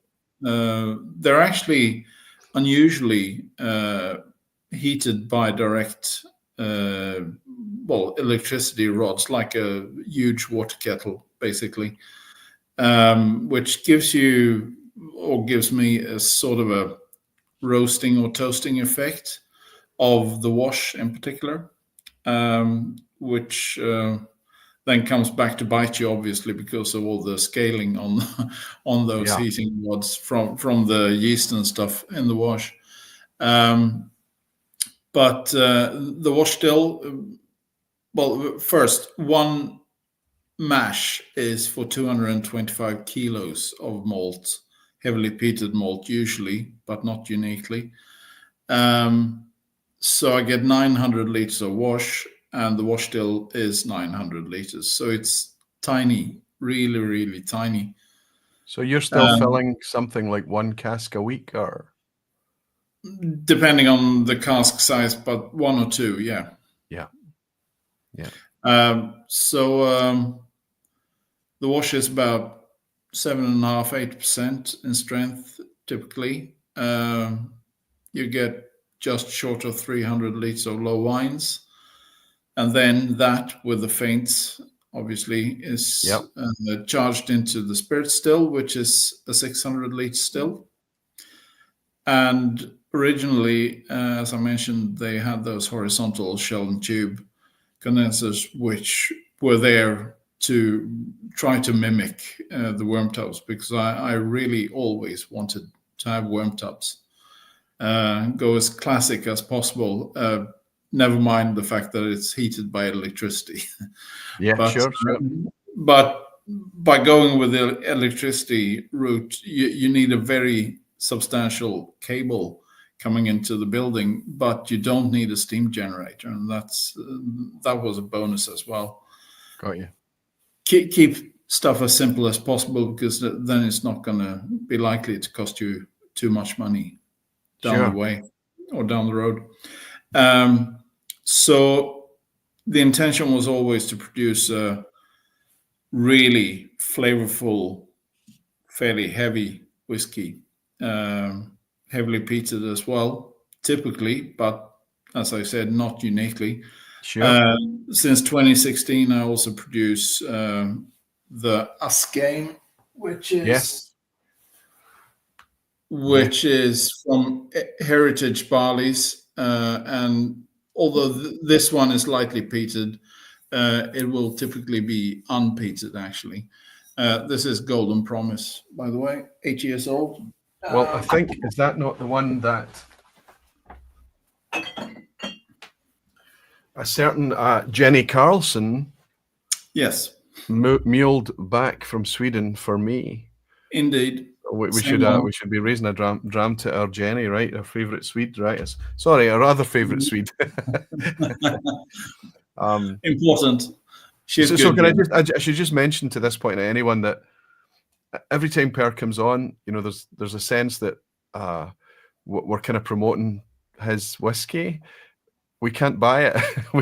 we can't buy it. Firstly, it's super scarce. There's hardly any made. It's like 1 or 2 barrels maximum a week. You do export to 1 or 2 European countries, but it's a domestic product still, and I've still to see that it doesn't exist on the shelf in the UK.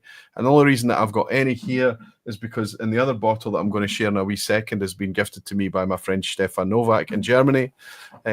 There was a 12-year-old pair that you gave to me the last time you were in Scotland.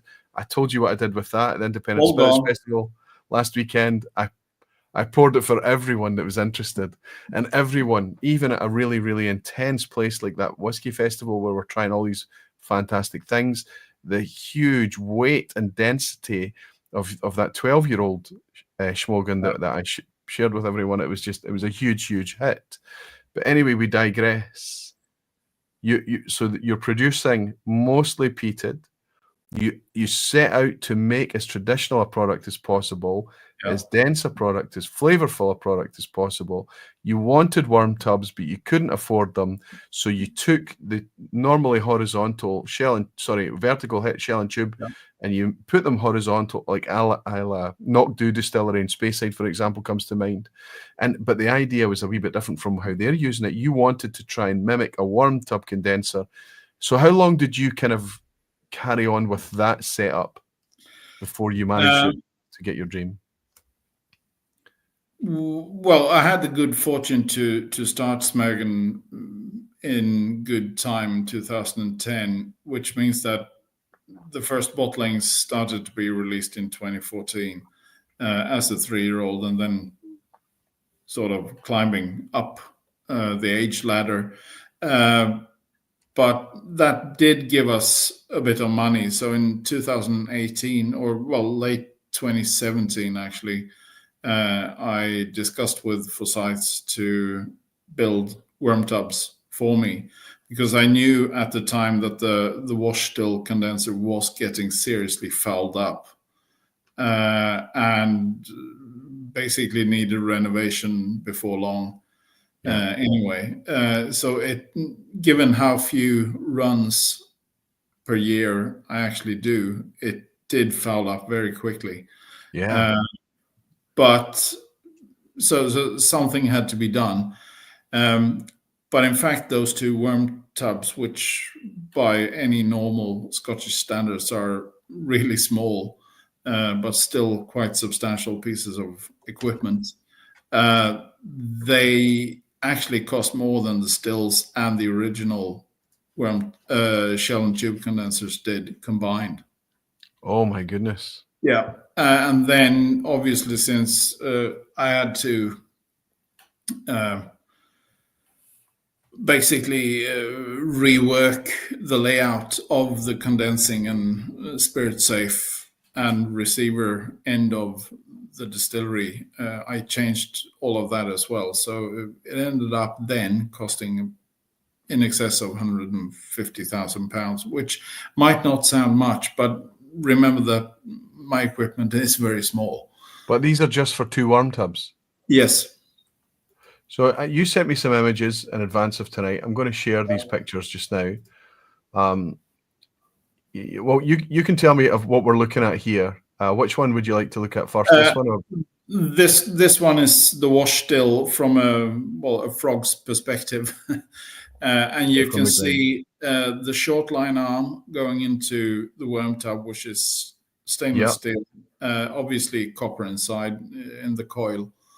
And you can't see it here, but the spirit safe is just to the right of the worm tub and just out of picture. Yeah, you can see this is actually the spirit still worm tub, and you can see the back end of the spirit safe with the wash still in the corner, the left-hand corner. Yeah. And the spirit still to the right. So basically, the vapors go up the neck through the line arm into the coil, get progressively condensed into spirit, and then runs through the spirit safe and into one of the receivers, which are just below the worm tubs. Now, just to let people see how different this is, I mean, this is a stainless steel vessel by the looks of things with a copper worm inside. Whereas if we went to a traditional large-scale Scottish distillery, here we have Dalwhinnie. Yeah. And on the right-hand side, these huge kind of, they almost look a little bit in appearance like a huge fermentation tank, like a washback or something. What we've got there is 2 worm tubs on the outside of Dalwhinnie. Now, I believe in Dalwhinnie, these are open top. And Dalwhinnie tends to be pretty cold most of the year. It's very high elevation distillery. It's quite easy to keep that liquid the majority of the time pretty cold.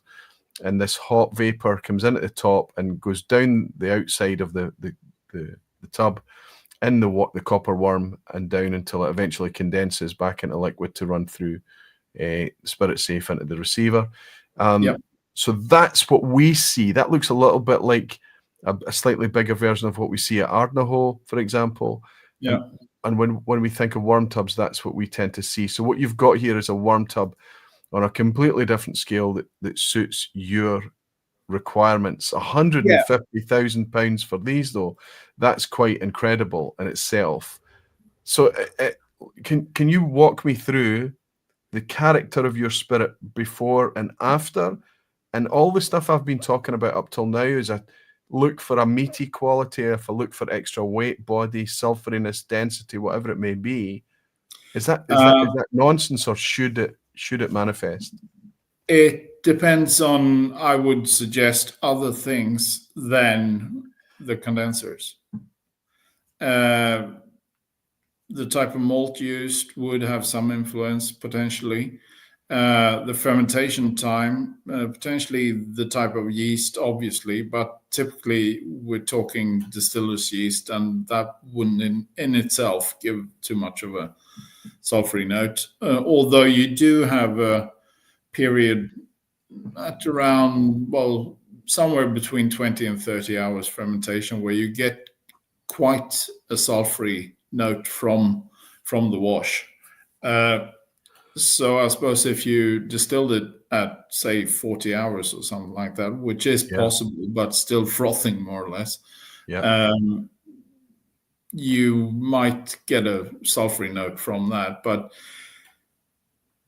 using tired stills, run hot with a fast flow rate, basically, and a very spent still is found at Mortlach in the Wee Witchy. And that's by design, because they do want that big, slightly sulfury, distillate sulfury note. But then again, cut points, obviously, big issue for that.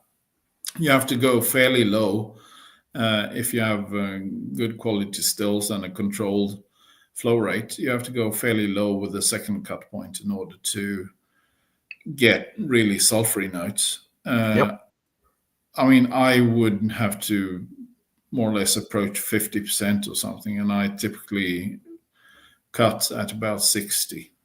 So I'm very well clear of any sulfury notes, and I'm not really keen on sulfury notes. I want big, fat barley notes and Yep.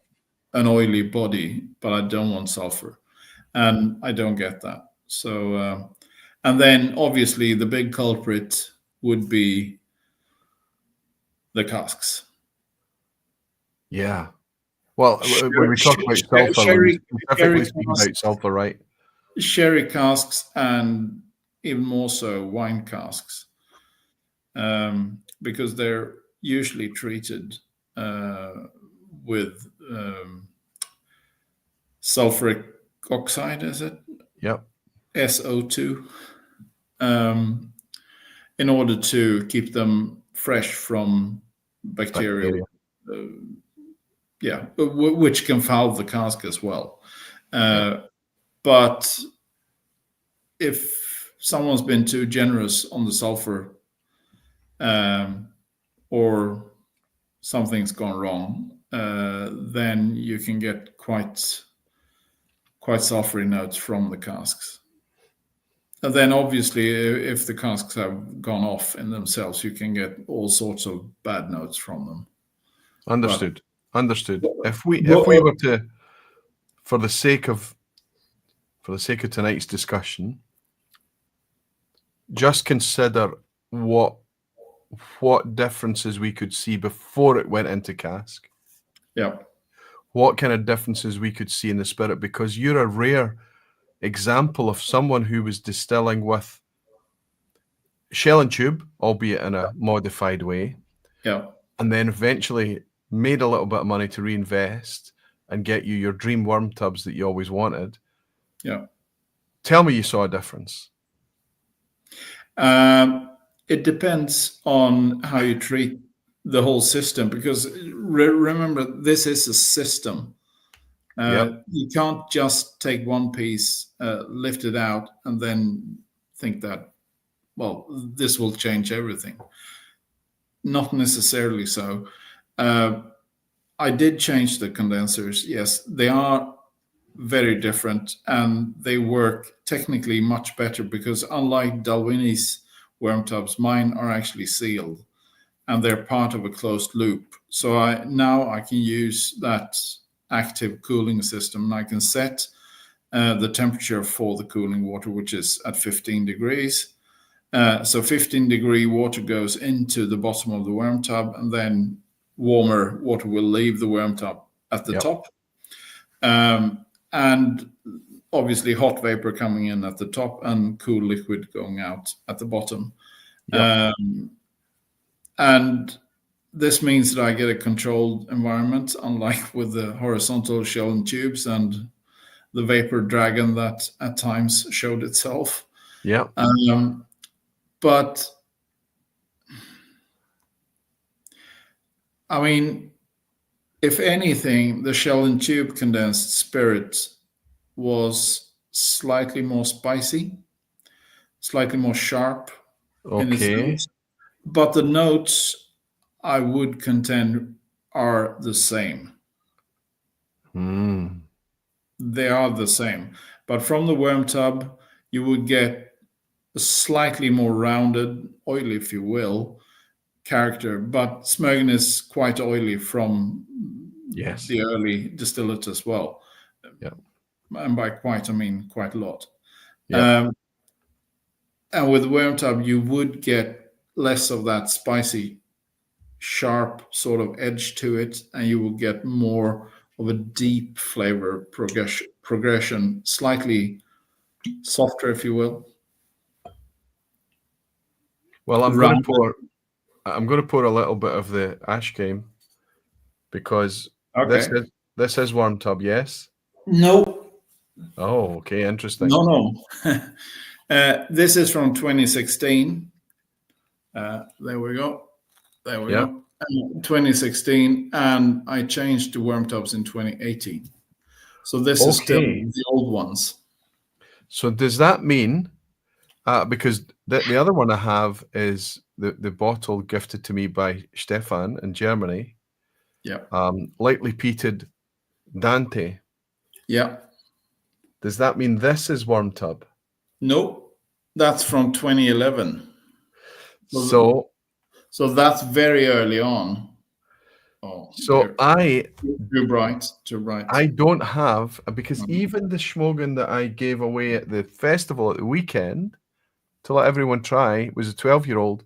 That would also been not worm tub. That was 2011 as well. So what's clear to me, I need to keep these whiskies as long as I can until I've got like an 8+ year worm tub distillate, which has got to be in the next year or two, right? But there has been no worm tub distilled Smögen released, apart from a few very small private casks, and they're just blood tubs. So they're very much young.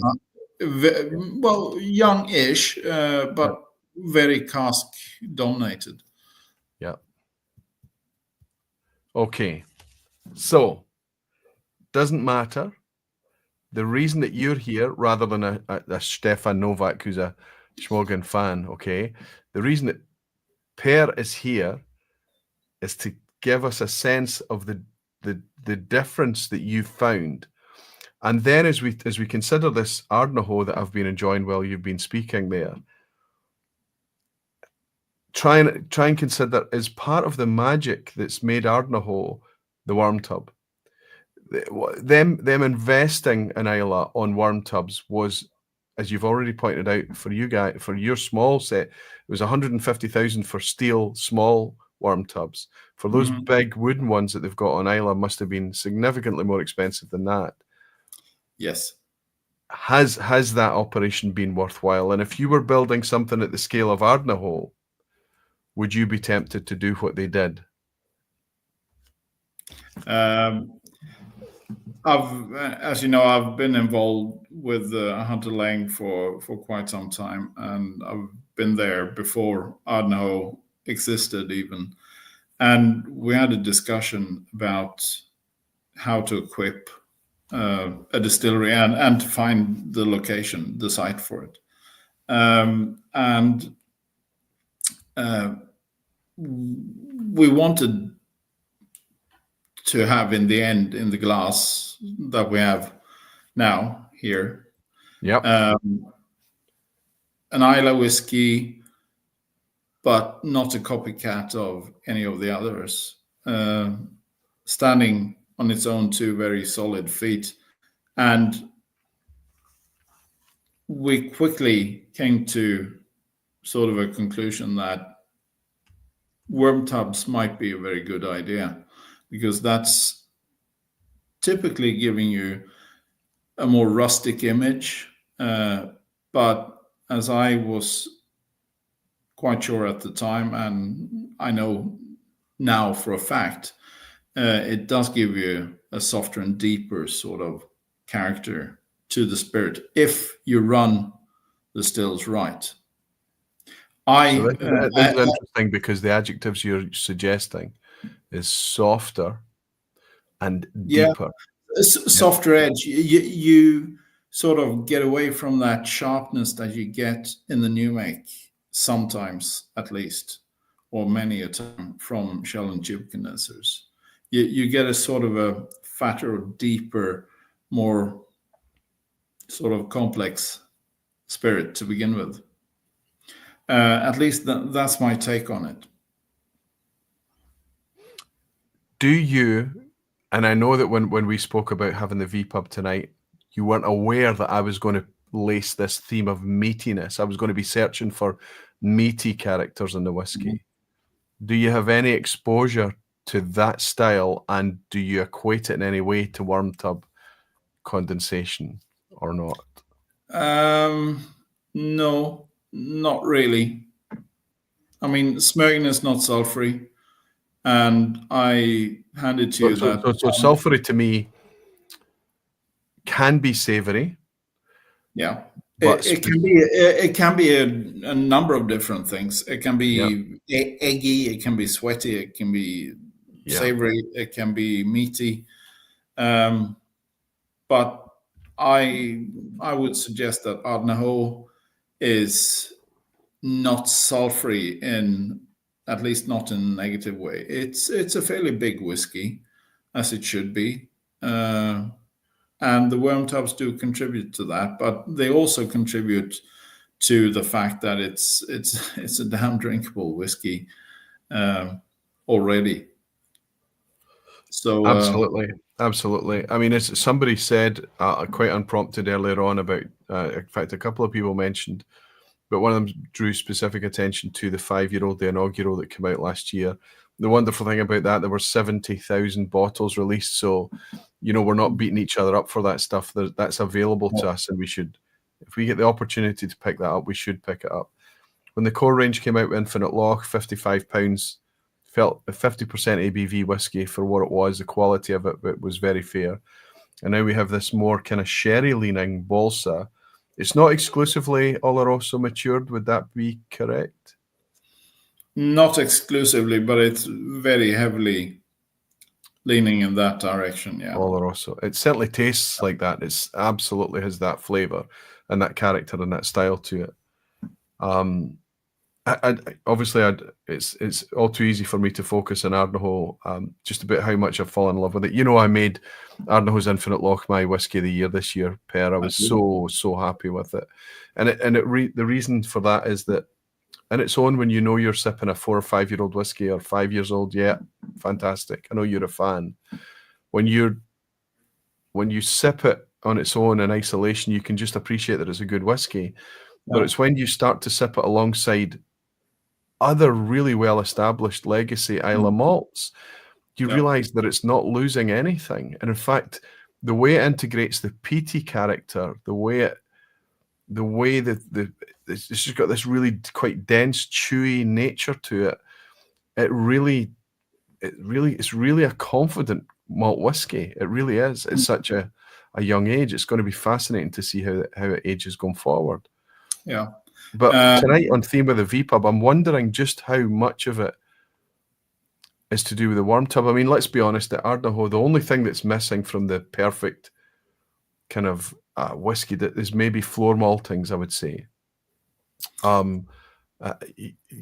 Everything else that they put in place, right? They've tried to make it as at scale. It's not a small distillery. At scale, they've tried to make it as traditional in style as possible. Yeah, floor maltings, well, they were discussed. There are, cost issues. Yep. The roads on Islay are terrible, and none more so than the Bunhaven Road, which halfway along that is where Ardnahoe is. It made quite a lot more sense to go with maltings supplied malt, peated sure malt. Yeah. And yet, but you never know. You never know.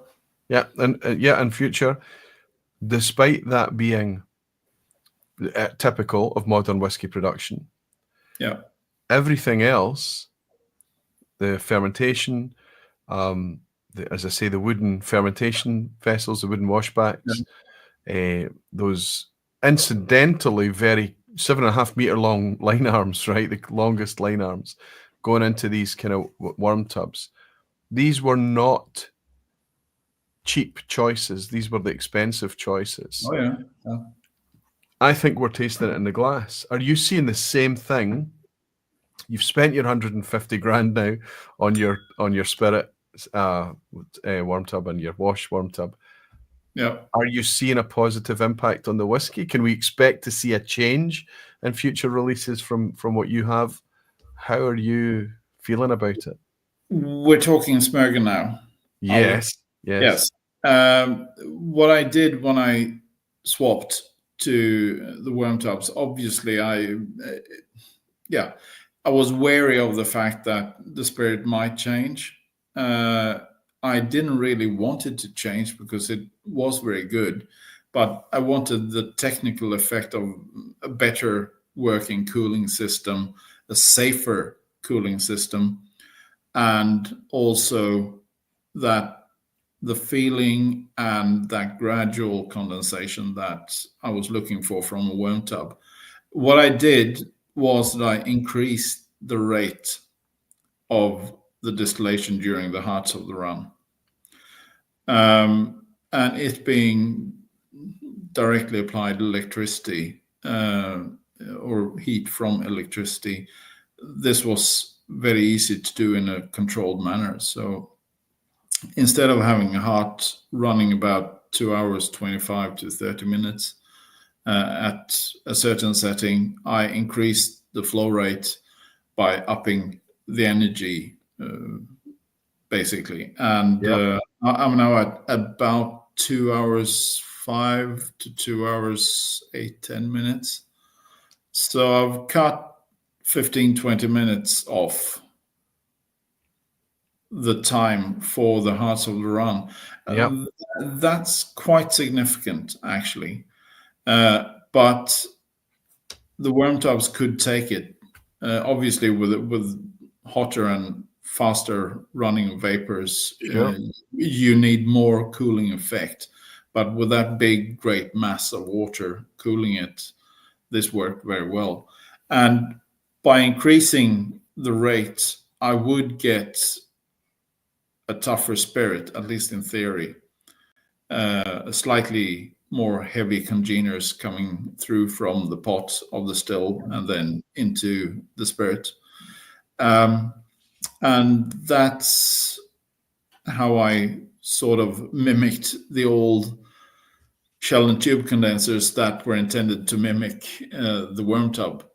If you get So changing one aspect, the condensers, made me also change another aspect, which was the flow rate. I think the last time that you joined me, we tried this Ashkine because it was Golden Promise barley, and that was a topic that we're speaking about at that time. I have to tell you that the wee sip while you were chatting there, I've just had of this. I enjoyed this the first time I tried it, obviously, but just with that being a long time out of my memory now, it's been sitting there, it's been breathing a little bit. This is sublime whiskey. It's just super dense, super delicious, very, very chewy, ridiculously complex. I think it's the type of thing you would sit on the sofa with a wee bit of water and you'd spend the whole night just kind of sipping and nosing and chewing. And it's, I mean, Ashkine, this bottling of Ashkine anyway, it's so rich in barley notes that it's just jumping out of the glass at you. And it really does benefit from a bit of airing out. Because those barley notes can be a bit actually awkward when you have a freshly opened bottle at cask strength. And mind, this is 57.7%. I usually use a small drop of water to it, but not much. But I mean, you can easily sip it as is. That's how gloopy and oily and big the spirit is.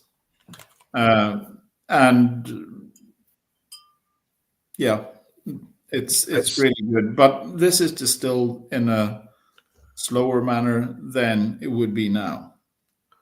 Because of the previous condenser setup, which is interesting in itself, right? It's super interesting. But I mean, you change one thing, you can respond with something else, and then you end up more or less at the same point.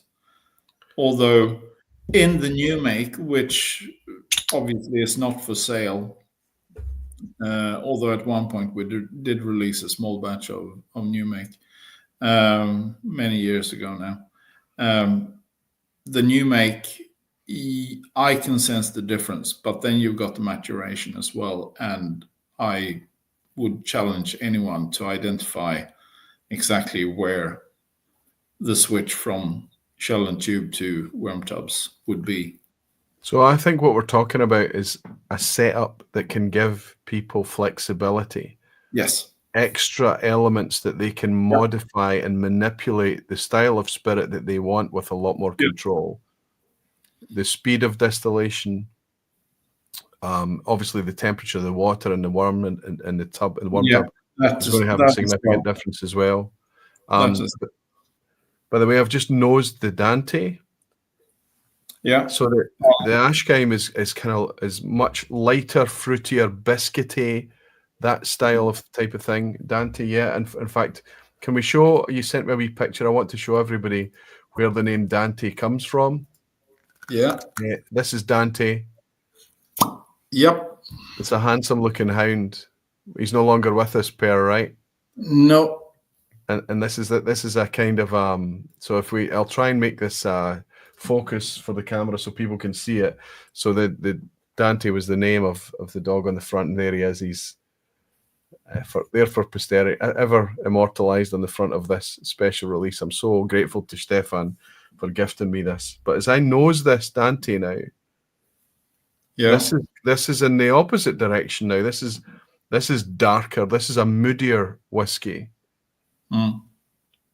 This is more intense.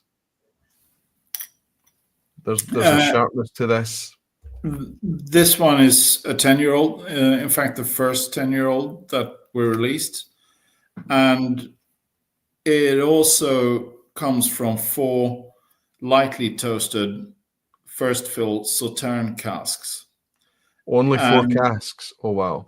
Only 4 casks, yeah, barriques. And the thing is, I had some unpeated malt, which I bought right at the start because I had this intention to sort of use heavily peated malt and then mix in a quarter of unpeated malt. But I only did that for a few runs and then just went full heavily peated at 50 plus ppm phenols, which means that I had about 2.5 odd tons of unpeated malt just sitting there, and I had to use it. So what I did was I used that with just 1 bag of heavily peated malt. So that's 8/9 would be unpeated. So the result would be lightly peated, which makes the spirit unique. The cut points are slightly different because you tend to have a lower second cut point, quite a bit lower for a peated spirit than for an unpeated one. And then I put that into 4 Sauterne casks, which were just fabulous at the time. And this was April and May 2011. So I hadn't been running for a year even at that point. But the casks, French oak, lightly toasted, but you get a lot of weight from them, from that French oak. And then the Sauterne notes, which give that luscious sweetness. So this is a bottling that, just like Dante himself, the hound, is just impossible to repeat. And that was the intention. When I knew those casks were really sweet, really nice, and I just wanted to make something very special, both for the first 10-year-old and as an homage to the hound. To your friend. Yeah. Well, I have to say you've achieved it. I've really enjoyed this whiskey from the moment I opened it. Mostly because it was interesting and like nothing else that existed on the shelf. Everything I've been sipping tonight is kind of seeking out this kind of warm tub style of whiskey. Yeah. But I have to say the Ashkeim, okay, that amplified the density and intensity. And then moving on to the Dante is just taken up another notch again. Yeah. I'd forgotten I always was aware that they were unique. I'd forgotten just how flavorful they were. It's almost an intimidating level of flavor. It is so kind of... Well, it is by design, because I wanted a very flavorful spirit and whiskey in the end, but I also wanted something more than just a heavily peated whiskey, not just peat by itself, No, or something. There's no peat blanket on this. There's no No. smoke blanket on this. There's just depth. The smoke is inside. Yeah. It's Remember, seasoning. this one is lightly peated, and it's lusciously sweet from the Sauterne casks. But I mean, Smögen is at its core a very malty spirit, and with the Ascame, that's dialed up to 11 or even 13. The Golden Promise, yeah. Yeah, with the Golden Promise or Maris Otter, etc. that I've also got. But I mean, it won't change to an appreciable extent from the change to worm tubs. But then again, I did respond to the change by actually then also changing. You've modified other elements in the process, so it's not a direct comparison to a before and after, and that was obviously very, very designed. Jimmy Legg has asked, why do you want to speed up the distillation of the hearts? Why do you want to make that modification when you put the worm tub in? In order to retain a very similar character. Because if I had kept the slower rate, I would have experienced a change in character. I would have actually gotten a slightly lighter spirit than before, which may sound counterintuitive, because the perceived wisdom is that you get a heavier spirit from a worm tub. That's right. That's what we're here to talk about. I would argue that it's not the worm tub giving you the heavier spirit. It's something else, or the entire system. And in order to actually know this, you have to do what I've done, and which they did at Dalwhinnie as well, which is to change the condensers at the same distillery.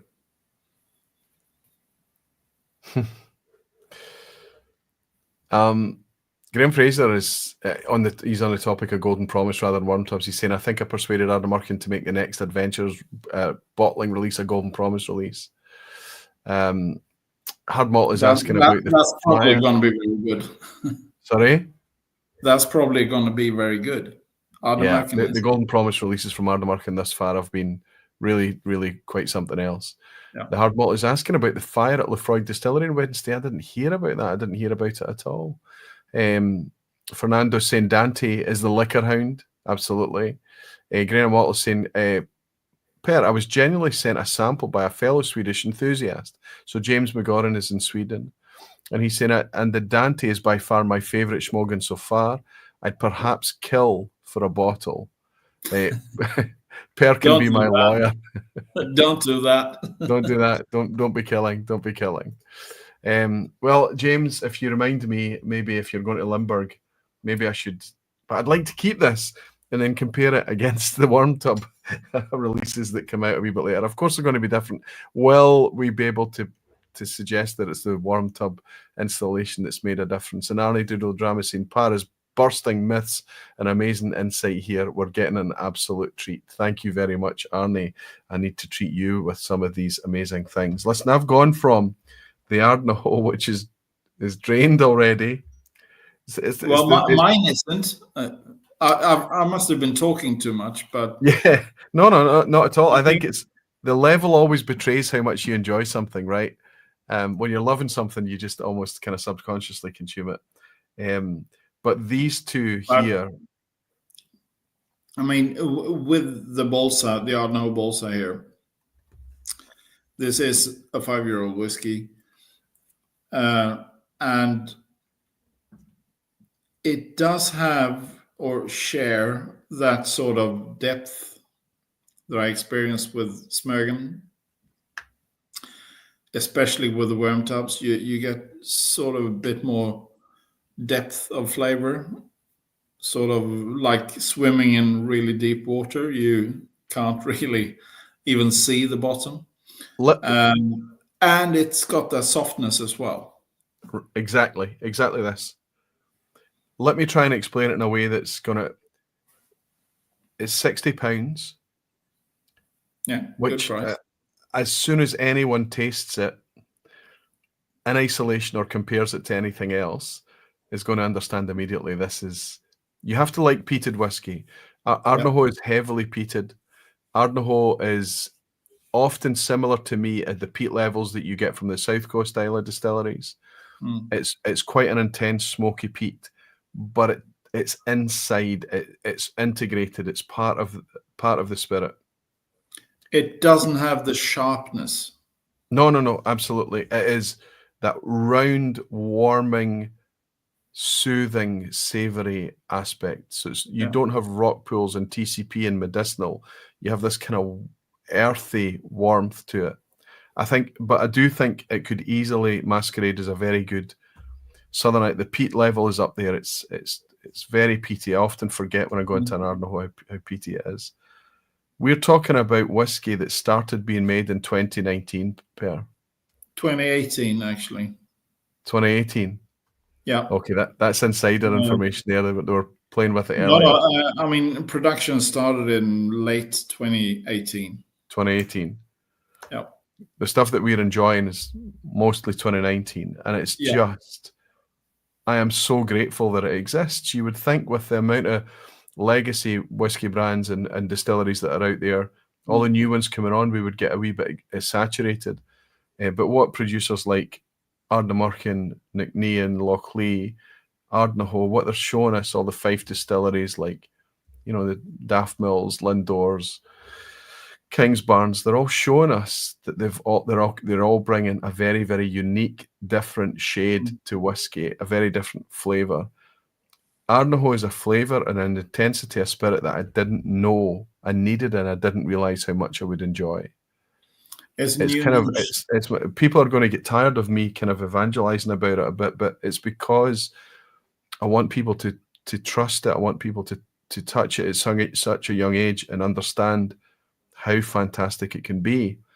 Well, Roy, as a lawyer, I can tell you, people do get tired of hearing the truth as well. yeah, it gets boring. Heard it. People need it to be new and they need it to be exciting. But it's new for me. It's new for me because it was last May that the inaugural came out, right? And then Infinite Loch came out in September time or something.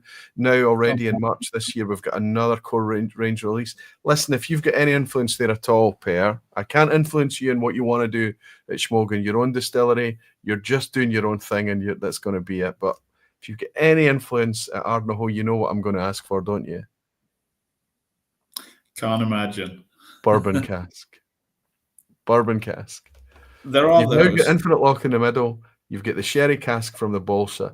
Give us a pure bourbon cask release. The Fisheel last year was pure bourbon. Yep, I didn't get any. No, you weren't on Isla. Yep, I was not on Isla. That's right. Like most of the community, unfortunately. But I mean it was a pleasure, an outright pleasure working with sort of working samples, vatted samples of Ardnahoe for the Fisheel bottling last year and for the inaugural, for the Infinite and for Bolsa. And all of us who are really geeky and into this and work in the industry, we love the bourbon matured stuff because it's a bit more naked, less cask influence, and it's sort of the vanilla ice cream of any distillery, and therefore what you sort of measure the quality against. And the Fisheel bottling last year was just wonderful. Just wonderful. Close to, I've actually got a bottle of it. It's not open, but I've obviously tried it a number of times. It's 50, what does it say? An old man, 59.3, I think. Yeah, 5 years old in cask strength, right? Yes, 5 years old. There we go. I was prowling auctions. I was having a wee look. But I believe that this was £85 on the day, and it's just gorgeous. Yeah, I don't doubt for a second. I've had the privilege of tasting a couple of samples of Ardnahoe and ex-bourbon, and it's the fruit thing. It's fantastic, smoky fruit. Per, I'm excited for that. I'm excited for the possibility of that. I'm excited that you've got some intelligence there, that you're involved in part of it. I am as excited as I've ever been sipping these two little schmoggins that I've had. I was excited to share your 12-year-old at the festival at the weekend. I poured it for, like I say, for so many people, just for them to experience this kind of density that we're talking about, that comes from whiskey geeks making whiskey for whiskey geeks. And I think that's exactly what it is. Yeah, which is why you've got these kind of evangelists, that just kind of grassroots evangelists like Stefan Novak in Germany and things, who brings it to the gatherings and said, please try this, right? And just because it's everything is dialed up to 11. And even when you've been at a festival, when you feel like you've maybe got a wee bit of palate fatigue and you're finding definition of flavour a bit of a struggle towards later in the day, Schmoggin is not going to struggle from that. You taste it and it's just so intense. Well, you can imagine that it's quite tough to actually work with vatting my own whiskey, because it is quite punchy. And I can give you a world first, a scoop, if you will. An exclusive. Oh, yeah. This is a vatting tank sample, but it's the correct label for the next bottling that we're going to bottle in within a fortnight. That looks dark. That looks very dark. That looks like sherry cask. Oh, yeah, it does, doesn't it? It's Oloroso 10-year-old. And yes, it is very dark. It is very, very sherried. Natural color, of course. Listen, if there's any spirit out there on the planet that can stand up strong to an active Oloroso cask, I have to say that Schmoggin is likely to be it. But I mean, these are Oloroso hogsheads, and that's not really that much of a problem, even with casks as active as that. With PX casks, you might run into trouble because you get those very heavy racing notes at time. Yes, which can be fun, but a bit one-dimensional if it's not done properly. If it's allowed to overcook, yes. Yeah, absolutely. I have to say, Per, that whether it's the Schmoggins, whether it's you balancing your output, or whether it's letting us decide and taste whether the installation of a worm tub has changed the spirit or whatever, all of it, and seeking out meatiness, seeking out a kind of sulfury qualities, however it manifests, whatever style of sulfur that it is, whether we think that that's cask, whether we think that that's because it's a faster distillation or a different yeast or fermentation times or cut points, whatever it is, it's all part of the fascination that is. We're all trying to articulate and define what these different takes on whiskey are, the different flavors, all of it. I'm glad that you're part of that landscape. I'm glad that you're involved in Scottish whiskey. I'm glad that you're involved in Swedish whiskey. I'm glad that you're a geek that's made themselves busy in whiskey. And I think that it means a lot, and we can taste it in the liquid. I wish that your product was distributed a wee bit. I wish that I can. I mean, I keep talking about things that people struggle to buy. But if they're traveling through Sweden, you should make a point to try and pick out some of it. Absolutely. I mean, I've got two things to say. The first one is probably rather obvious, and that's Brexit has not helped. No.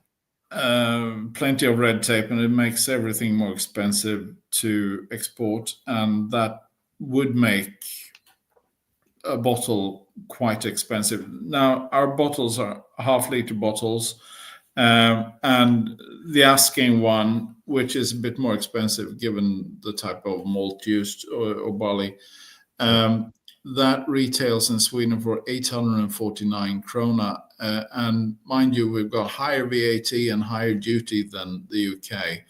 But that would be equivalent to something like £60. And that's cask strength. Yep. And the new one, which I showed, the dark black stuff, almost black, would be landing at about £50 Okay. in Sweden. But I mean, it can easily double when a small batch of that would be sent to the UK. Exported. Yeah. Which, and I think that's where the difficulty comes in. I understand it completely. I do. I mean, if you're Diageo or someone, you can ship over container loads, which means that the transportation cost is negligible, so they can keep the price down. But this is not it. No. So I guess the moral of the story is, when we're traveling, I have to say, not just through Sweden, because you do seem to be able to export to Germany. So if you're traveling through Germany, if anybody is interested in this, try that. James a grain of malt is saying, I can bring more schmoggin over to the UK anytime I come, next time in May. So he's coming over in May. So maybe we need to get a wee mule and James grain of malt, James, to come over and bring some nice samples. A whole pack of mules.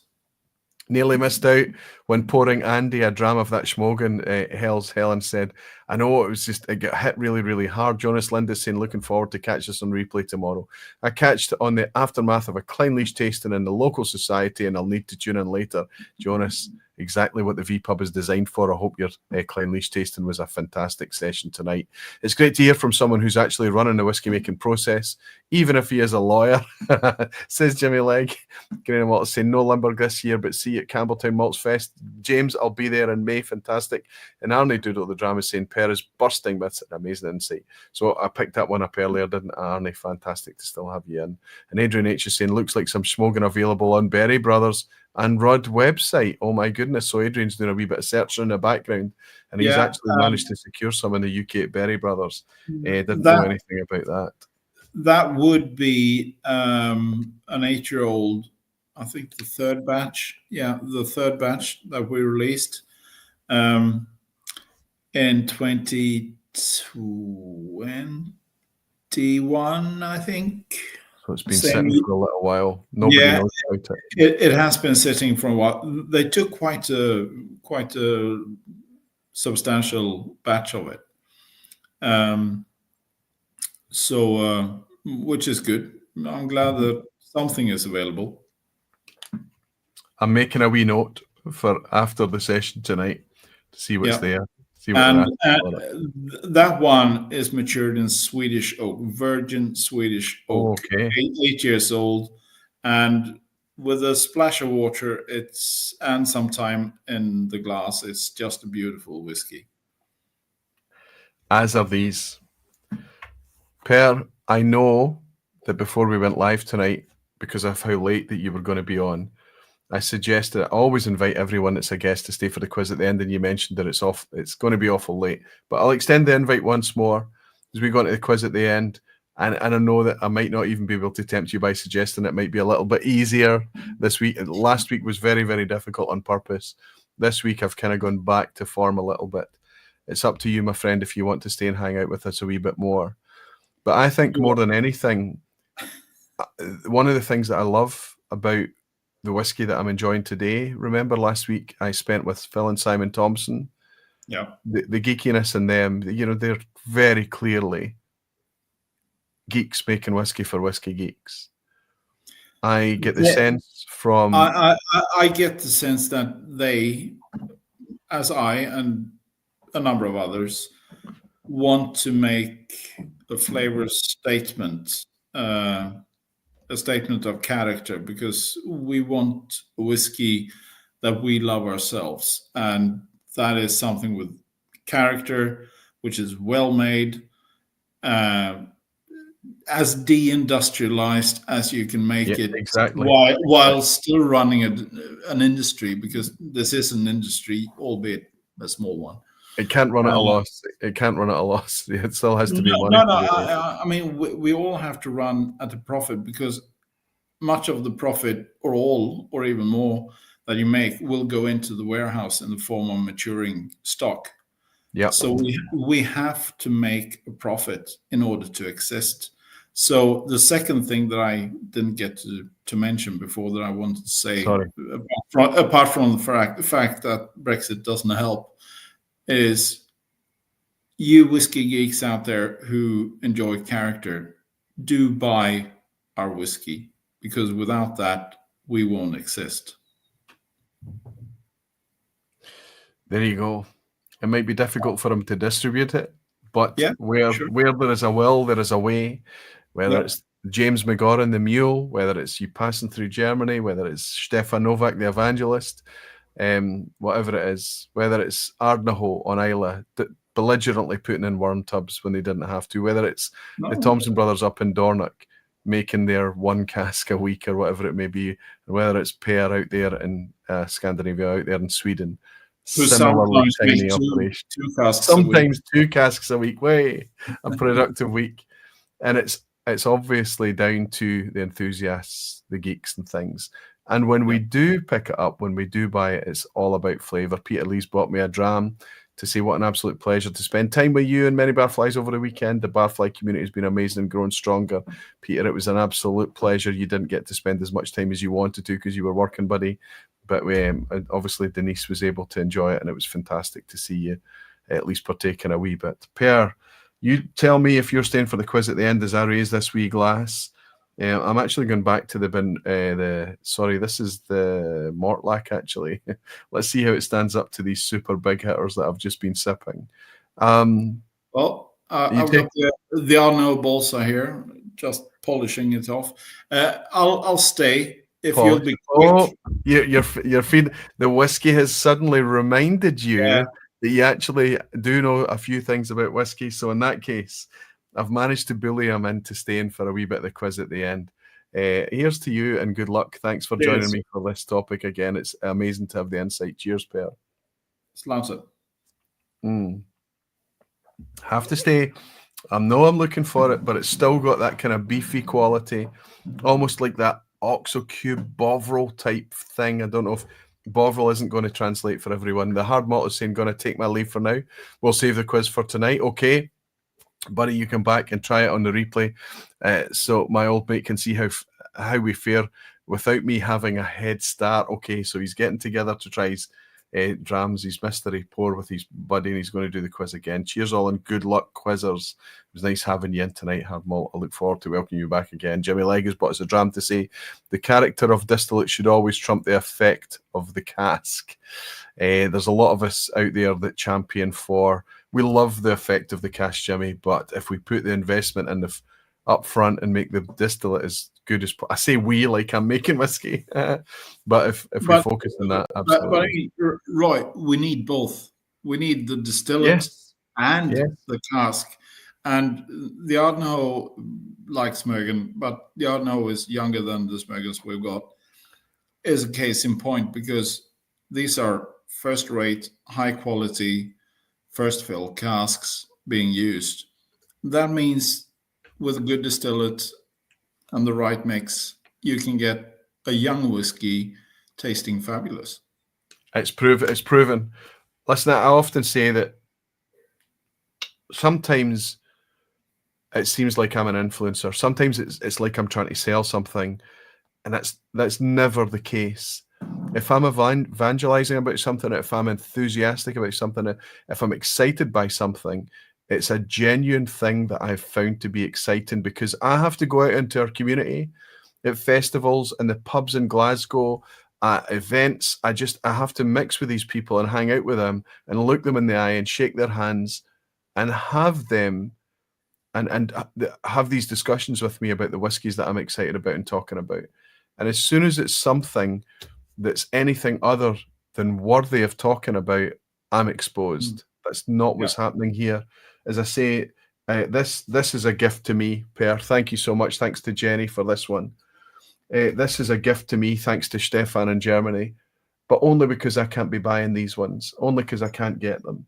The rest of these, Ardnahoe, I'll confess to everyone who knows me right now, I did not buy one bottle of this because I bought two. That's the confidence I have in the product. Anything that comes out from Ardnahoe from here on in that I can get my hands on, I'm going to want to connect with it. I'm going to want to discover what it is about. Just the same as that I evangelized about Ardnamurchan, the same as I evangelized about Deanston and Clynelish and so many things over the years. It's because I love it. Drew Bills is in. Drew, it was nice to hang out with you on Tuesday night on your wee Patreon stream. I hope you're here for a wee bit of quiz at the end. Jimmy Legacy, you don't have to, but we sure are happy that you do, Aquaviti. Thank you, Jimmy, for your trust. It means a lot to me. Ginger Genius John has seen caught the quiz on replay last week without my malt whiskey of the year book and got 6 out of 10. So bring it on. Celebrating his pass mark. Fantastic. One Glassman Warner is saying, let's go for a 10. I suggest to you, Warner, that a lot of you, especially Graham Fraser now that he's in tonight, Sugar Kitty, Hellswood, a lot of these people are in for a good chance at a 10 out of 10 tonight. Per, I'm going to raise this wee glass of Dante to you and wish you the best of luck with the quiz at the end. Thank you for joining me this evening. Good luck. Stay, hang around, please. Okay, it's multiple choice as always. I did go hard last week, but some people, I think we still managed to get 10 out of 10 last week, didn't we? I think, or did we fail at the last hurdle? I can't remember. Last week was a long time ago now. A lot's happened since then. But I think a lot of you will enjoy a 10 out of 10 tonight. Please remember that it's just for fun. You're only playing against yourself. Pass mark tends to be 5 out of 10. Per, good luck. Question 1. Which of these is a genuine book title written by Charles MacLean? I'm going to give you 3 titles and you have to tell me which of them is a genuine book title written by Charlie MacLean. A. Whiskipedia. B. Whiskey Tales. C. Spirit of Place. Anthony Lambert is saying €100 here in Germany for the 8-year-old PX cask Schmogan. It's now on my want list. The Ardnahoe Balso is waiting in the UK for me when I visit in 10 days. Fantastic, Anthony. I wonder if you're going to be about Glasgow, big guy. People answering, jumping in already. Book question to start tonight. I'm looking for the Charlie MacLean book title. How are you feeling, Per? Do you feel like you know this one? Now you've fallen away. You're in the industry. You're making the thing now.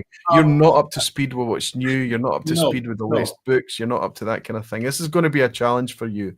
Tell me, what's your gut? Well,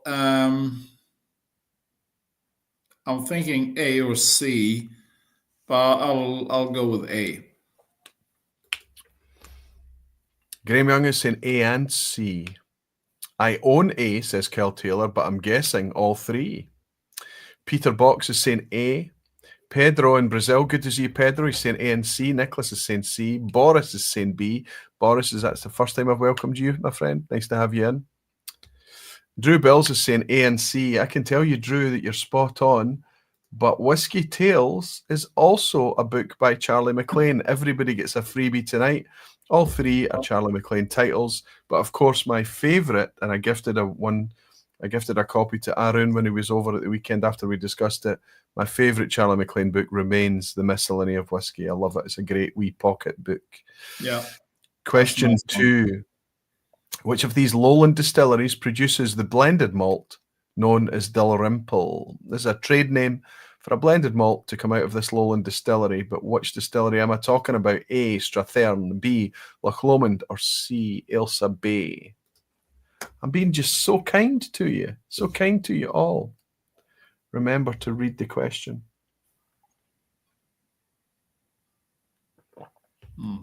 Which of these lowland distilleries produces the blended malt known as Dalrymple? Strathearn, Loch Lomond, or Ailsa Bay? Well, the knowledgeable whiskey folk seem to be confident about this one. Per, what are you thinking? I'm thinking that Ailsa Bay is in the lowlands, so let's go with that. Strathearn, of course, is in the Southern Highlands. It's not a lone distillery. Loch Lomond, despite being pretty south, is also in the Highlands. So reading the question would have made this a shoe-in for you. Dalrymple is supposedly teaspooned. Ailsa Bay, I don't think there's much teaspooning goes on. No. Has to be labelled as blended malt, but it's single malt from Ailsa Bay. It's Dalrymple. Question 3. Ardnahoe's new Oloroso-themed Balsa release is named after what? Bite your tongue, Mr. Caldenby, please. Is it A, caves, B, a body of water, or C, woods? Woods as in a forest. Ardnahoe's new Oloroso-themed Balsa is named after A, caves, B, a body of water, or C, woods. P.F. Bog thinks this is C. Raphael Nardi thinks it's A. Lachlan McKenzie also thinks it's A, as does Kyle Taylor. Most of you enjoying and celebrating your 2 out of 2 so far. Anthony Lambert is saying, I won't be visiting Glasgow, unfortunately, heading home to Wales to visit the family. Hey, buddy, that's great. I hope you have a fantastic time there. And I hope you have the weather that we've had over Glasgow for the last 3 days. It's been absolutely beautiful to see some glorious, heavily saturated colour and blue sky recently. One Glassman, not balsa as in bag. No, Spanish. Yeah, balsa is a bag in Spanish. No, slightly different, Warner, my friend. Per, tell us, what is balsa named after? Caves. Caves near the distillery. Caves that I've not visited and not known about until this expression arrived. Absolutely spot on. The majority of you answering A for caves. That means that a lot of you are sitting on a comfortable 3 out of 3 as we go into question 4. Which distillery has historical links with Prohibition and the character who inspired The Godfather by Mario Puzo? Which distillery has links with Prohibition and gangsters, basically? A, Lefroig, B, Tomatin, C, Ardnahoe.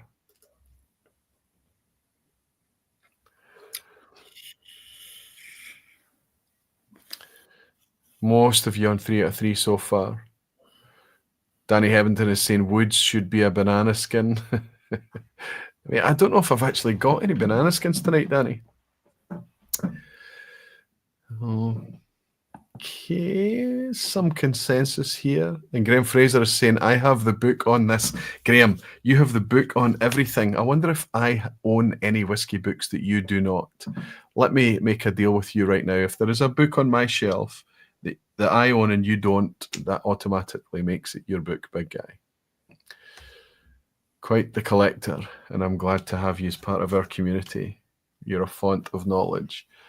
Do you feel like you know this one, Per, or guessing? I'm sort of applying my legal mind to this, saying that Tomatin would not be linked with Prohibition. Lafroig was apparently allowed to be sold as sort of a medicine. So I'm guessing it's Ardnahoe.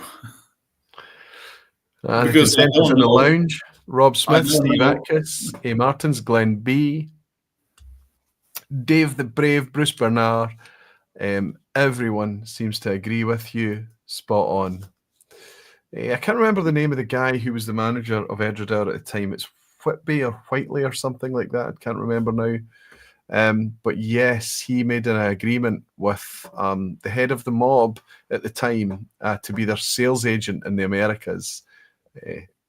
Salaried them for £5,000 a year, which was expensive, was lucrative back then. And ended up being Costello, I think was the guy's name. And he was the inspiration for the character in The Godfather. So Ardnahoe are selling its whiskey into Prohibition America. Question 5. We're clearly at a whiskey spot. We're looking at the striding man doffing his hat. But I'm obviously going to ask you where we are. Are we in A, the Highlands, B, Islay, or C, the Lowlands? He's standing on a compass, which I think is a bit of a vPub compass nod. It's a little bit like this. But yeah, it's all part of William Whiteley says Whiskey with Molly Ben. Good to have you in, Ben, playing along. That's spot on. I knew I was close on the name. I was there with Scotch on the Bayou on Sunday. Graham Fraser has given us clues here. One glassman is suggesting it looks like C, whereas Drew Bills is thinking it looks like B. So we're looking at one of the four corners. Of course we are, for Johnny Walker. Do you know what we're looking at, Per? I think you may be guessing here. I don't recognize this, but I'm guessing Lowlands because it looks far too tidy for being Isla, even after an extensive refurbishment. And Highlands would be Clynelish, wouldn't it, in that case? Clynelish, yes, and it's Ardnahoe and Speyside. No, Lowlands. So one of the four corners: Ardnahoe, Speyside, Clynelish in the Highlands, Colilla on Isla, and this is indeed, as the lounge has quite rightly guessed, this is Glenkinchie in the Lowlands.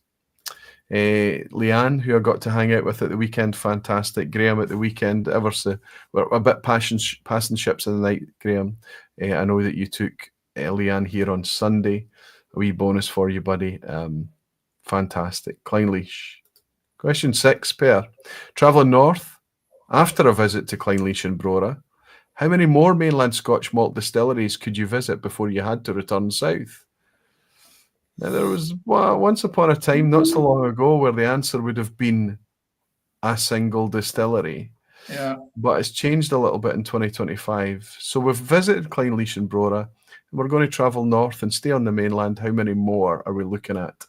A, 4, B, 6, C, 2. Brian Sutherland's still in. This is right in his area of expertise.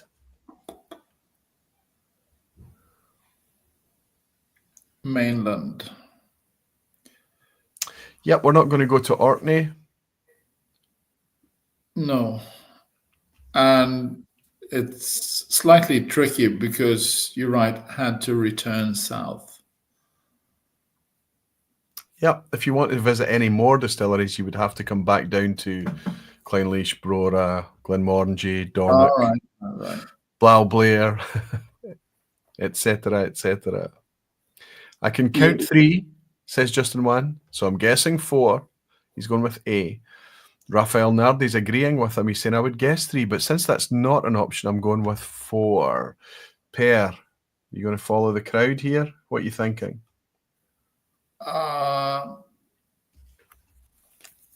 All those new small ones up there. I'm not really up to date, but I'm guessing 4 as well because it's more than 2. Okay, I can tell you that we would be visiting Pulteney. We would also be visiting Wolfburn. Ryan Sutherland was in tonight, so we would also be visiting 8 Doors, and also the makers of Dalclaggy malt, which is not released yet, is North Point. The answer is 4. Well done. Per, I think you're on 6 for 6, as well as most of the community. Yep, that's your pass mark. You're safe. You can relax now. Doesn't matter if it's a mess from here on in. The questions will get a wee bit trickier, I think. Question 7. Which of these statements could be said about both Tomatin and Lagavulin? I'm going to give you 3 statements, and I'm looking for one of those statements to be true about Lagavulin and Tomatin. A, the in-house malting closed in 1974. B, an official bottling of a 12-year-old is released in 2004. C, they introduced a Louter mash tun in 1974, and as a bonus, was the first to do so. The first Scottish distillery to introduce a covered copper top full Louter mash tun inherited from or inspired by the brewers in Germany in 1974. A, in-house malting closes, B, an official 12-year-old, or C, the first full outer mash tun? Hopefully I've helped you a little bit there. Peathead is saying 2 on question 6 was correct, as that's included in A and B. What one was that? What one was that? Oh, the answer stands, buddy. It's 4. It's 4. Kleinleash and Brora was not part of it. But Frank, if you want to take it, you absolutely can. You absolutely can. That's the rules of the quiz at the end. Going with A, but I'm not sure, says Pedro. A, going with the flow, says Lachlan McKenzie. Ginger Genius is also saying A, along with Anthony Lambert, Graham Young, and Nicholas. Good to have you playing along at the end, Graham. Fernando's saying I'm between an A and B, so he's going for A, and Michael C is going for A. Per, what do you think? Well, I wouldn't have a clue about much other than Lagavulin did release an OB 12-year-old in 2004. Tomatin, don't know that to the year. Anyway, but I'll just go with the flow that I've heard and say A. You're superb at this, Per. You're superb at this. You are. Listen, A is the answer that I'm looking for. But the truth is that the first Lagavulin 12-year-old, part of the special releases that was released, the Lagavulin's had a 12-year-old out since the 1980s. It was brought back as a special releases from 2000. But you're spot on that in 2004 they did also release special release 12-year-old. So B could also be an answer if you answered B. C, full outer mash tun, that was actually installed at Tomatin in 1974, and it was the first of its type. But both Tomatin and Lagavulin lost their in-house maltings in 1974. So there you go. So there's actually a lot of kind of theoretical Tomatin out there that could maybe be sourced. I don't know if there certainly wasn't much official whiskey, but from floor malted barley, it'd be quite interesting to get a hold of. Question 8. Per is on 7 for 7. What is the name of the water source for Tom and Towel? There's going to be a lot of 10 out of 10s tonight. I just feel it. What's the name of the water source for Tom and Towel? A, Ballintroon Spring. B, Josie's Well. Or C, the River Spey. Tom and Towel. Speyside Distillery. What is the name of its water source? Ballintroon Spring, Josie's Well, or the River Spey? Anthony Lambert is saying spot on. Thank you, the crowd. Whiskey with Molly is suggesting this is A for Ballintroon Spring. Going with the flow, says Justin Wan, saying A. Another A, says Anthony Lambert. Perry, you want to go with the flow here? You want to go with the crowd? The only thing I know is that I tried a Ballintroon malt many, many years ago. I think when it was first released, and 20 years, something like that ago. It was not very good at the time. Okay. Not convincing, if we put it that way. But that was peated Tom and Towel, so I'm going with A.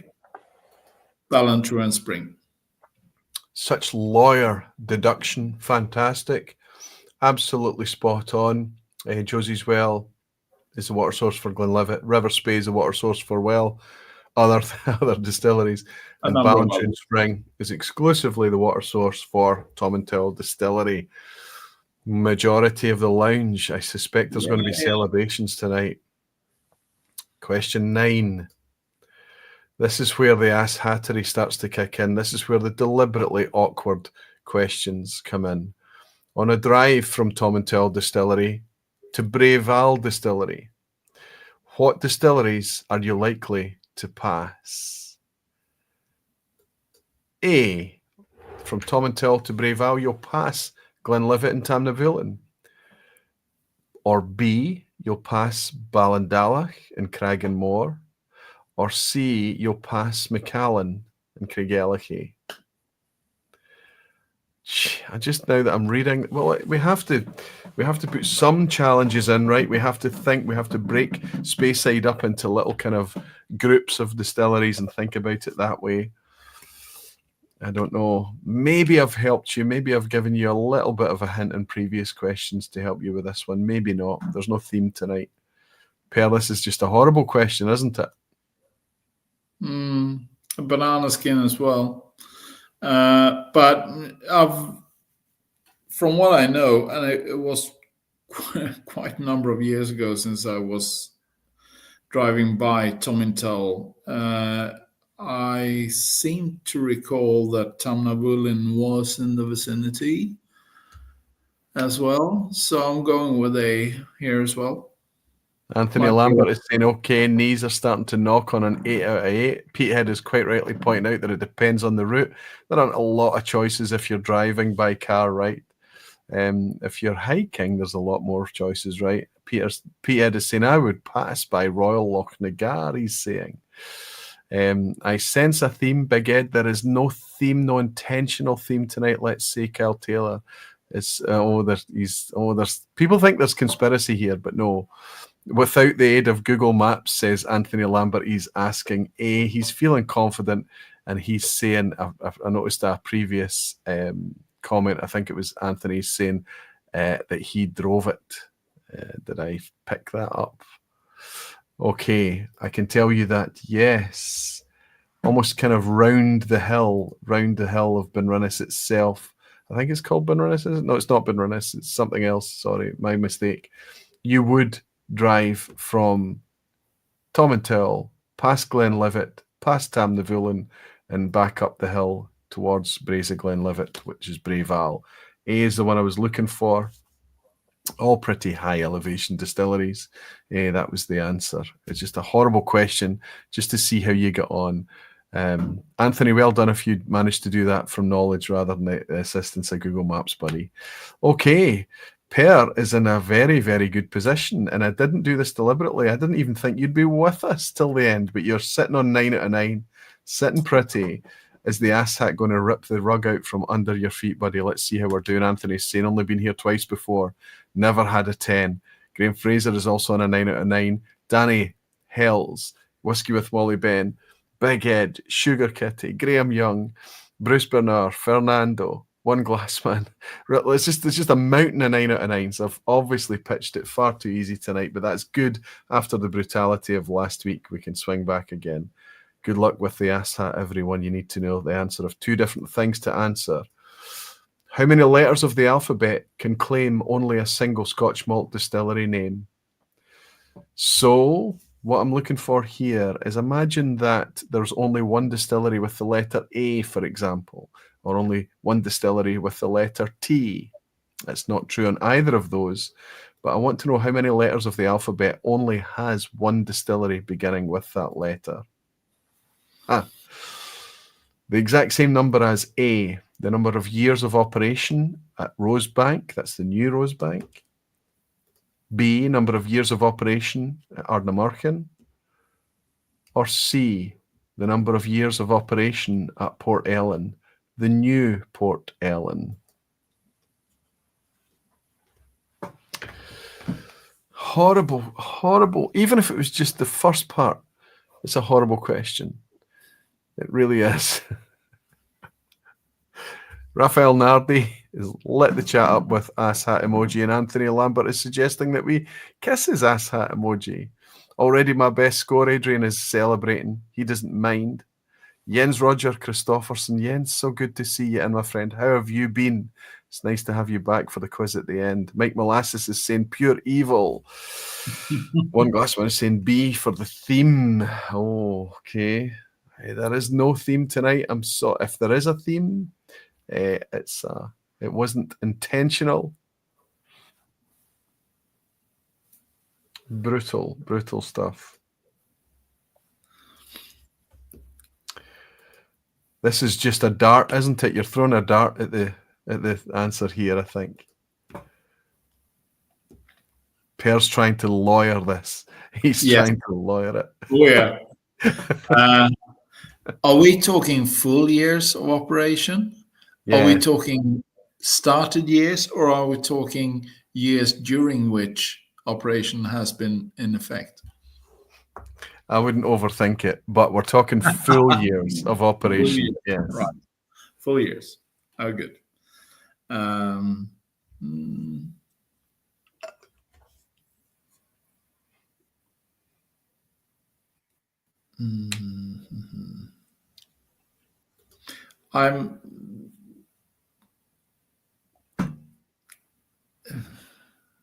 can't be that many.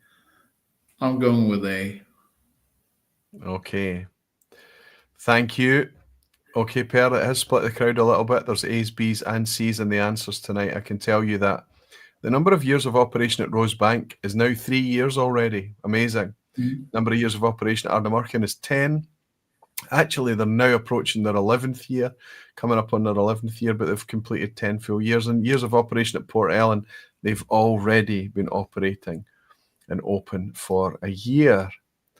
I can tell you that the number of letters in the alphabet that only have one distillery against them is F for Falkirk, U for Ullevest and Inverness, and W for Wolfburn in the north, which means Per Calby, we have just witnessed you acing a 10 out of 10 on a quiz at the end. Congratulations. My Thank goodness, my friend. Pure fluke. Peathead has just pointed out Fetter Cairn. Oh, yeah. True. Old Fetter Cairn. That's a brand. That's a true brand. And also, you know, I want to say that it's 3. It's still the closest. So take it. Take it, Frank. Take it. I don't know unless you answered the wrong thing. Let's go up and see what Frank answered. I don't know what he answered. I don't know how I managed to forget that. Falkirk and Fetter Cairn is true. Absolutely true. But Bruce Bernard celebrating a 10 out of 10. Sorry? Old Fetter Cairn. Old Fetter Cairn. No, that's me. I wouldn't get away with that, unfortunately, Per. The rules are, if I make a mistake on the quiz at the end, everybody can take it, right? True. So it should mean, but hopefully most of them, I could see that most of them were answering. Somebody's suggesting N-O-U-O. O? What's O? I don't think there is an O. We don't have an O, do we? Oban. Old Pulteney, but that's just Pulteney. Oban. Sorry? Oban. Oh, yeah, we do have an O. Oban. Wonder if I made a complete mess of this one tonight. Wonder if I rushed it, which would mean that it's maybe going to be a record for 10 out of 10s tonight. Hey, listen, we don't just you got your 10 out of 10. And you worked for it. You lawyered it. You did it. You're taking it. Fernando's saying, I think I get the 10 out of 10 just for the occasion. Graham Fraser, Bruce Bernard, Rob Smith, Daisy, congrats to all the 10 out of 10 she's saying, as well as Pedro saying, Sugar Kitty celebrating a 10 out of 10. Peter Frank got a 10 out of 10. Dave the Brave got a 10 out of 10. Superb. Lachlan McKenzie, also a 10 out of 10. And obviously our lawyer come whiskey maker from Sweden, the superstar barfly that is Per Calby, also managed his 10 out of 10 tonight as well. Hey, buddy, I'm going to take the wee lid off my Benrinnes that I poured earlier tonight because it really did blow me away. There's just marvelous things in this old 1990s Benrinnes. I'm going to raise this glass to you, my friend, and say thank you very, very much for being a barfly. Thank you for supporting us on the knowledge. Thank you for joining me for the second time behind the bar at the vPub. And I hope that the next time we're able to raise a glass like this, I'm either in Sweden or you're back here in Scotland, my friend. We'll meet again. We'll meet again. Per Calby, thank you so much. Slanjava, cheers. Cheers. Hopefully Per can, if he's got the gumption and he's still got some energy left, You can stay behind the scenes as I roll the credits, and I'll be able to raise a glass and say thank you to him afterwards. Listen, I enjoy these wee kind of geeky sessions, but I enjoy uncorking nice bottles too, and enjoy just kind of hanging out with you on a Thursday night. It's a wee bit of sacrosanct downtime for me. I hope you don't mind me indulging from time to time. And let's be honest, with these bottles that open tonight, the Mortlach and the Benrinnes, they've been around for a long time. It's about time they were opened. But it's also a pleasure to open new things like this when it comes along as well. And if I can link them together using a theme, then so much the better. When we've got knowledge in the community from the likes of Per, and they're willing to step forward and share that knowledge with everyone, we would be crazy not to embrace that and jump upon it. Hope you all get the chance to pick up a Schmogan at some point in the future, maybe visit them if you're up in Sweden. I don't even know if he does visiting, but I don't know. You can get in touch with him, I guess. Maybe seek out an Ardnahoe, and trust me, it's really resplendent at such a young age already. It's super exciting to see that going forward. It's super exciting to welcome another distillery into the fold that's bringing us exactly the type of whiskey that we want as whiskey lovers, and you get the sense that that's been laid down after going through the hard process of thought from whiskey lovers and whiskey geeks laying it down. Danny Hebbington, right at the end, is celebrating by giving out 10 Aquavitae memberships. You're a superstar, Danny. Thank you for your generosity. Thanks, Roy. You accompanied my 4-hour train journey home tonight. You're very welcome, Graham. I don't think I was going for 4 hours, the usual kind of 2.5 to 3, but it looks like multifaceted to celebrating my first 10 out of 10. Also, my birthday on Saturday, celebrating by going to Arran for visits to Lochranza and Lag. Cheers, barflies. Multifaceted, my friend. Happy birthday to you. I'll raise this beautiful wee Benrinnes. I don't have an Arran or a Lochranza or a Lag at hand, buddy, to wish you happy birthday for Saturday, but you're going to have a blast over there. The stark contrast between the spirit styles of Lag and Lochranza is something to behold, and it's a beautiful island as well. I wish you all the very best with ferries and weather and serendipity and everything else that can make a trip fantastic, whether it's your birthday or not. Many happy returns to you, and thanks for the ram. Cheers, multifaceted. Wonderful to have you. Fernando saying good night, everyone. Great time. Thanks as always. Thanks to all. Thanks, Roy. Cheers. Pedro saying now time to catch up with the first hour that I missed. Always great to hang out with you, Barflies and Aquavitae. Pedro, it's wonderful to have you here. P-Head is saying, and with that, I'm calling it a day. And I'm going to hit the sack. Thanks, as always, for organised Aquavitae, and thanks to Per Calby for participating. And to all of you, see you next time. Slanchava. Cheers, Barflies, Aquavitae, and good night, says Ben Whiskey with Molly. I'm looking forward to hanging out with you again once more a week from tonight for the last vPub in March, I guess. I can't wait, as always. It's a wee pleasure. What am I going to finish? I'll just finish the last of my Benrinnes as I raise this wee glass to thank you all for joining me again here for another Thursday night. Remind you all that you're very dearly loved, and look forward to hanging out with you again next week. Until then, Slanchava. Cheers.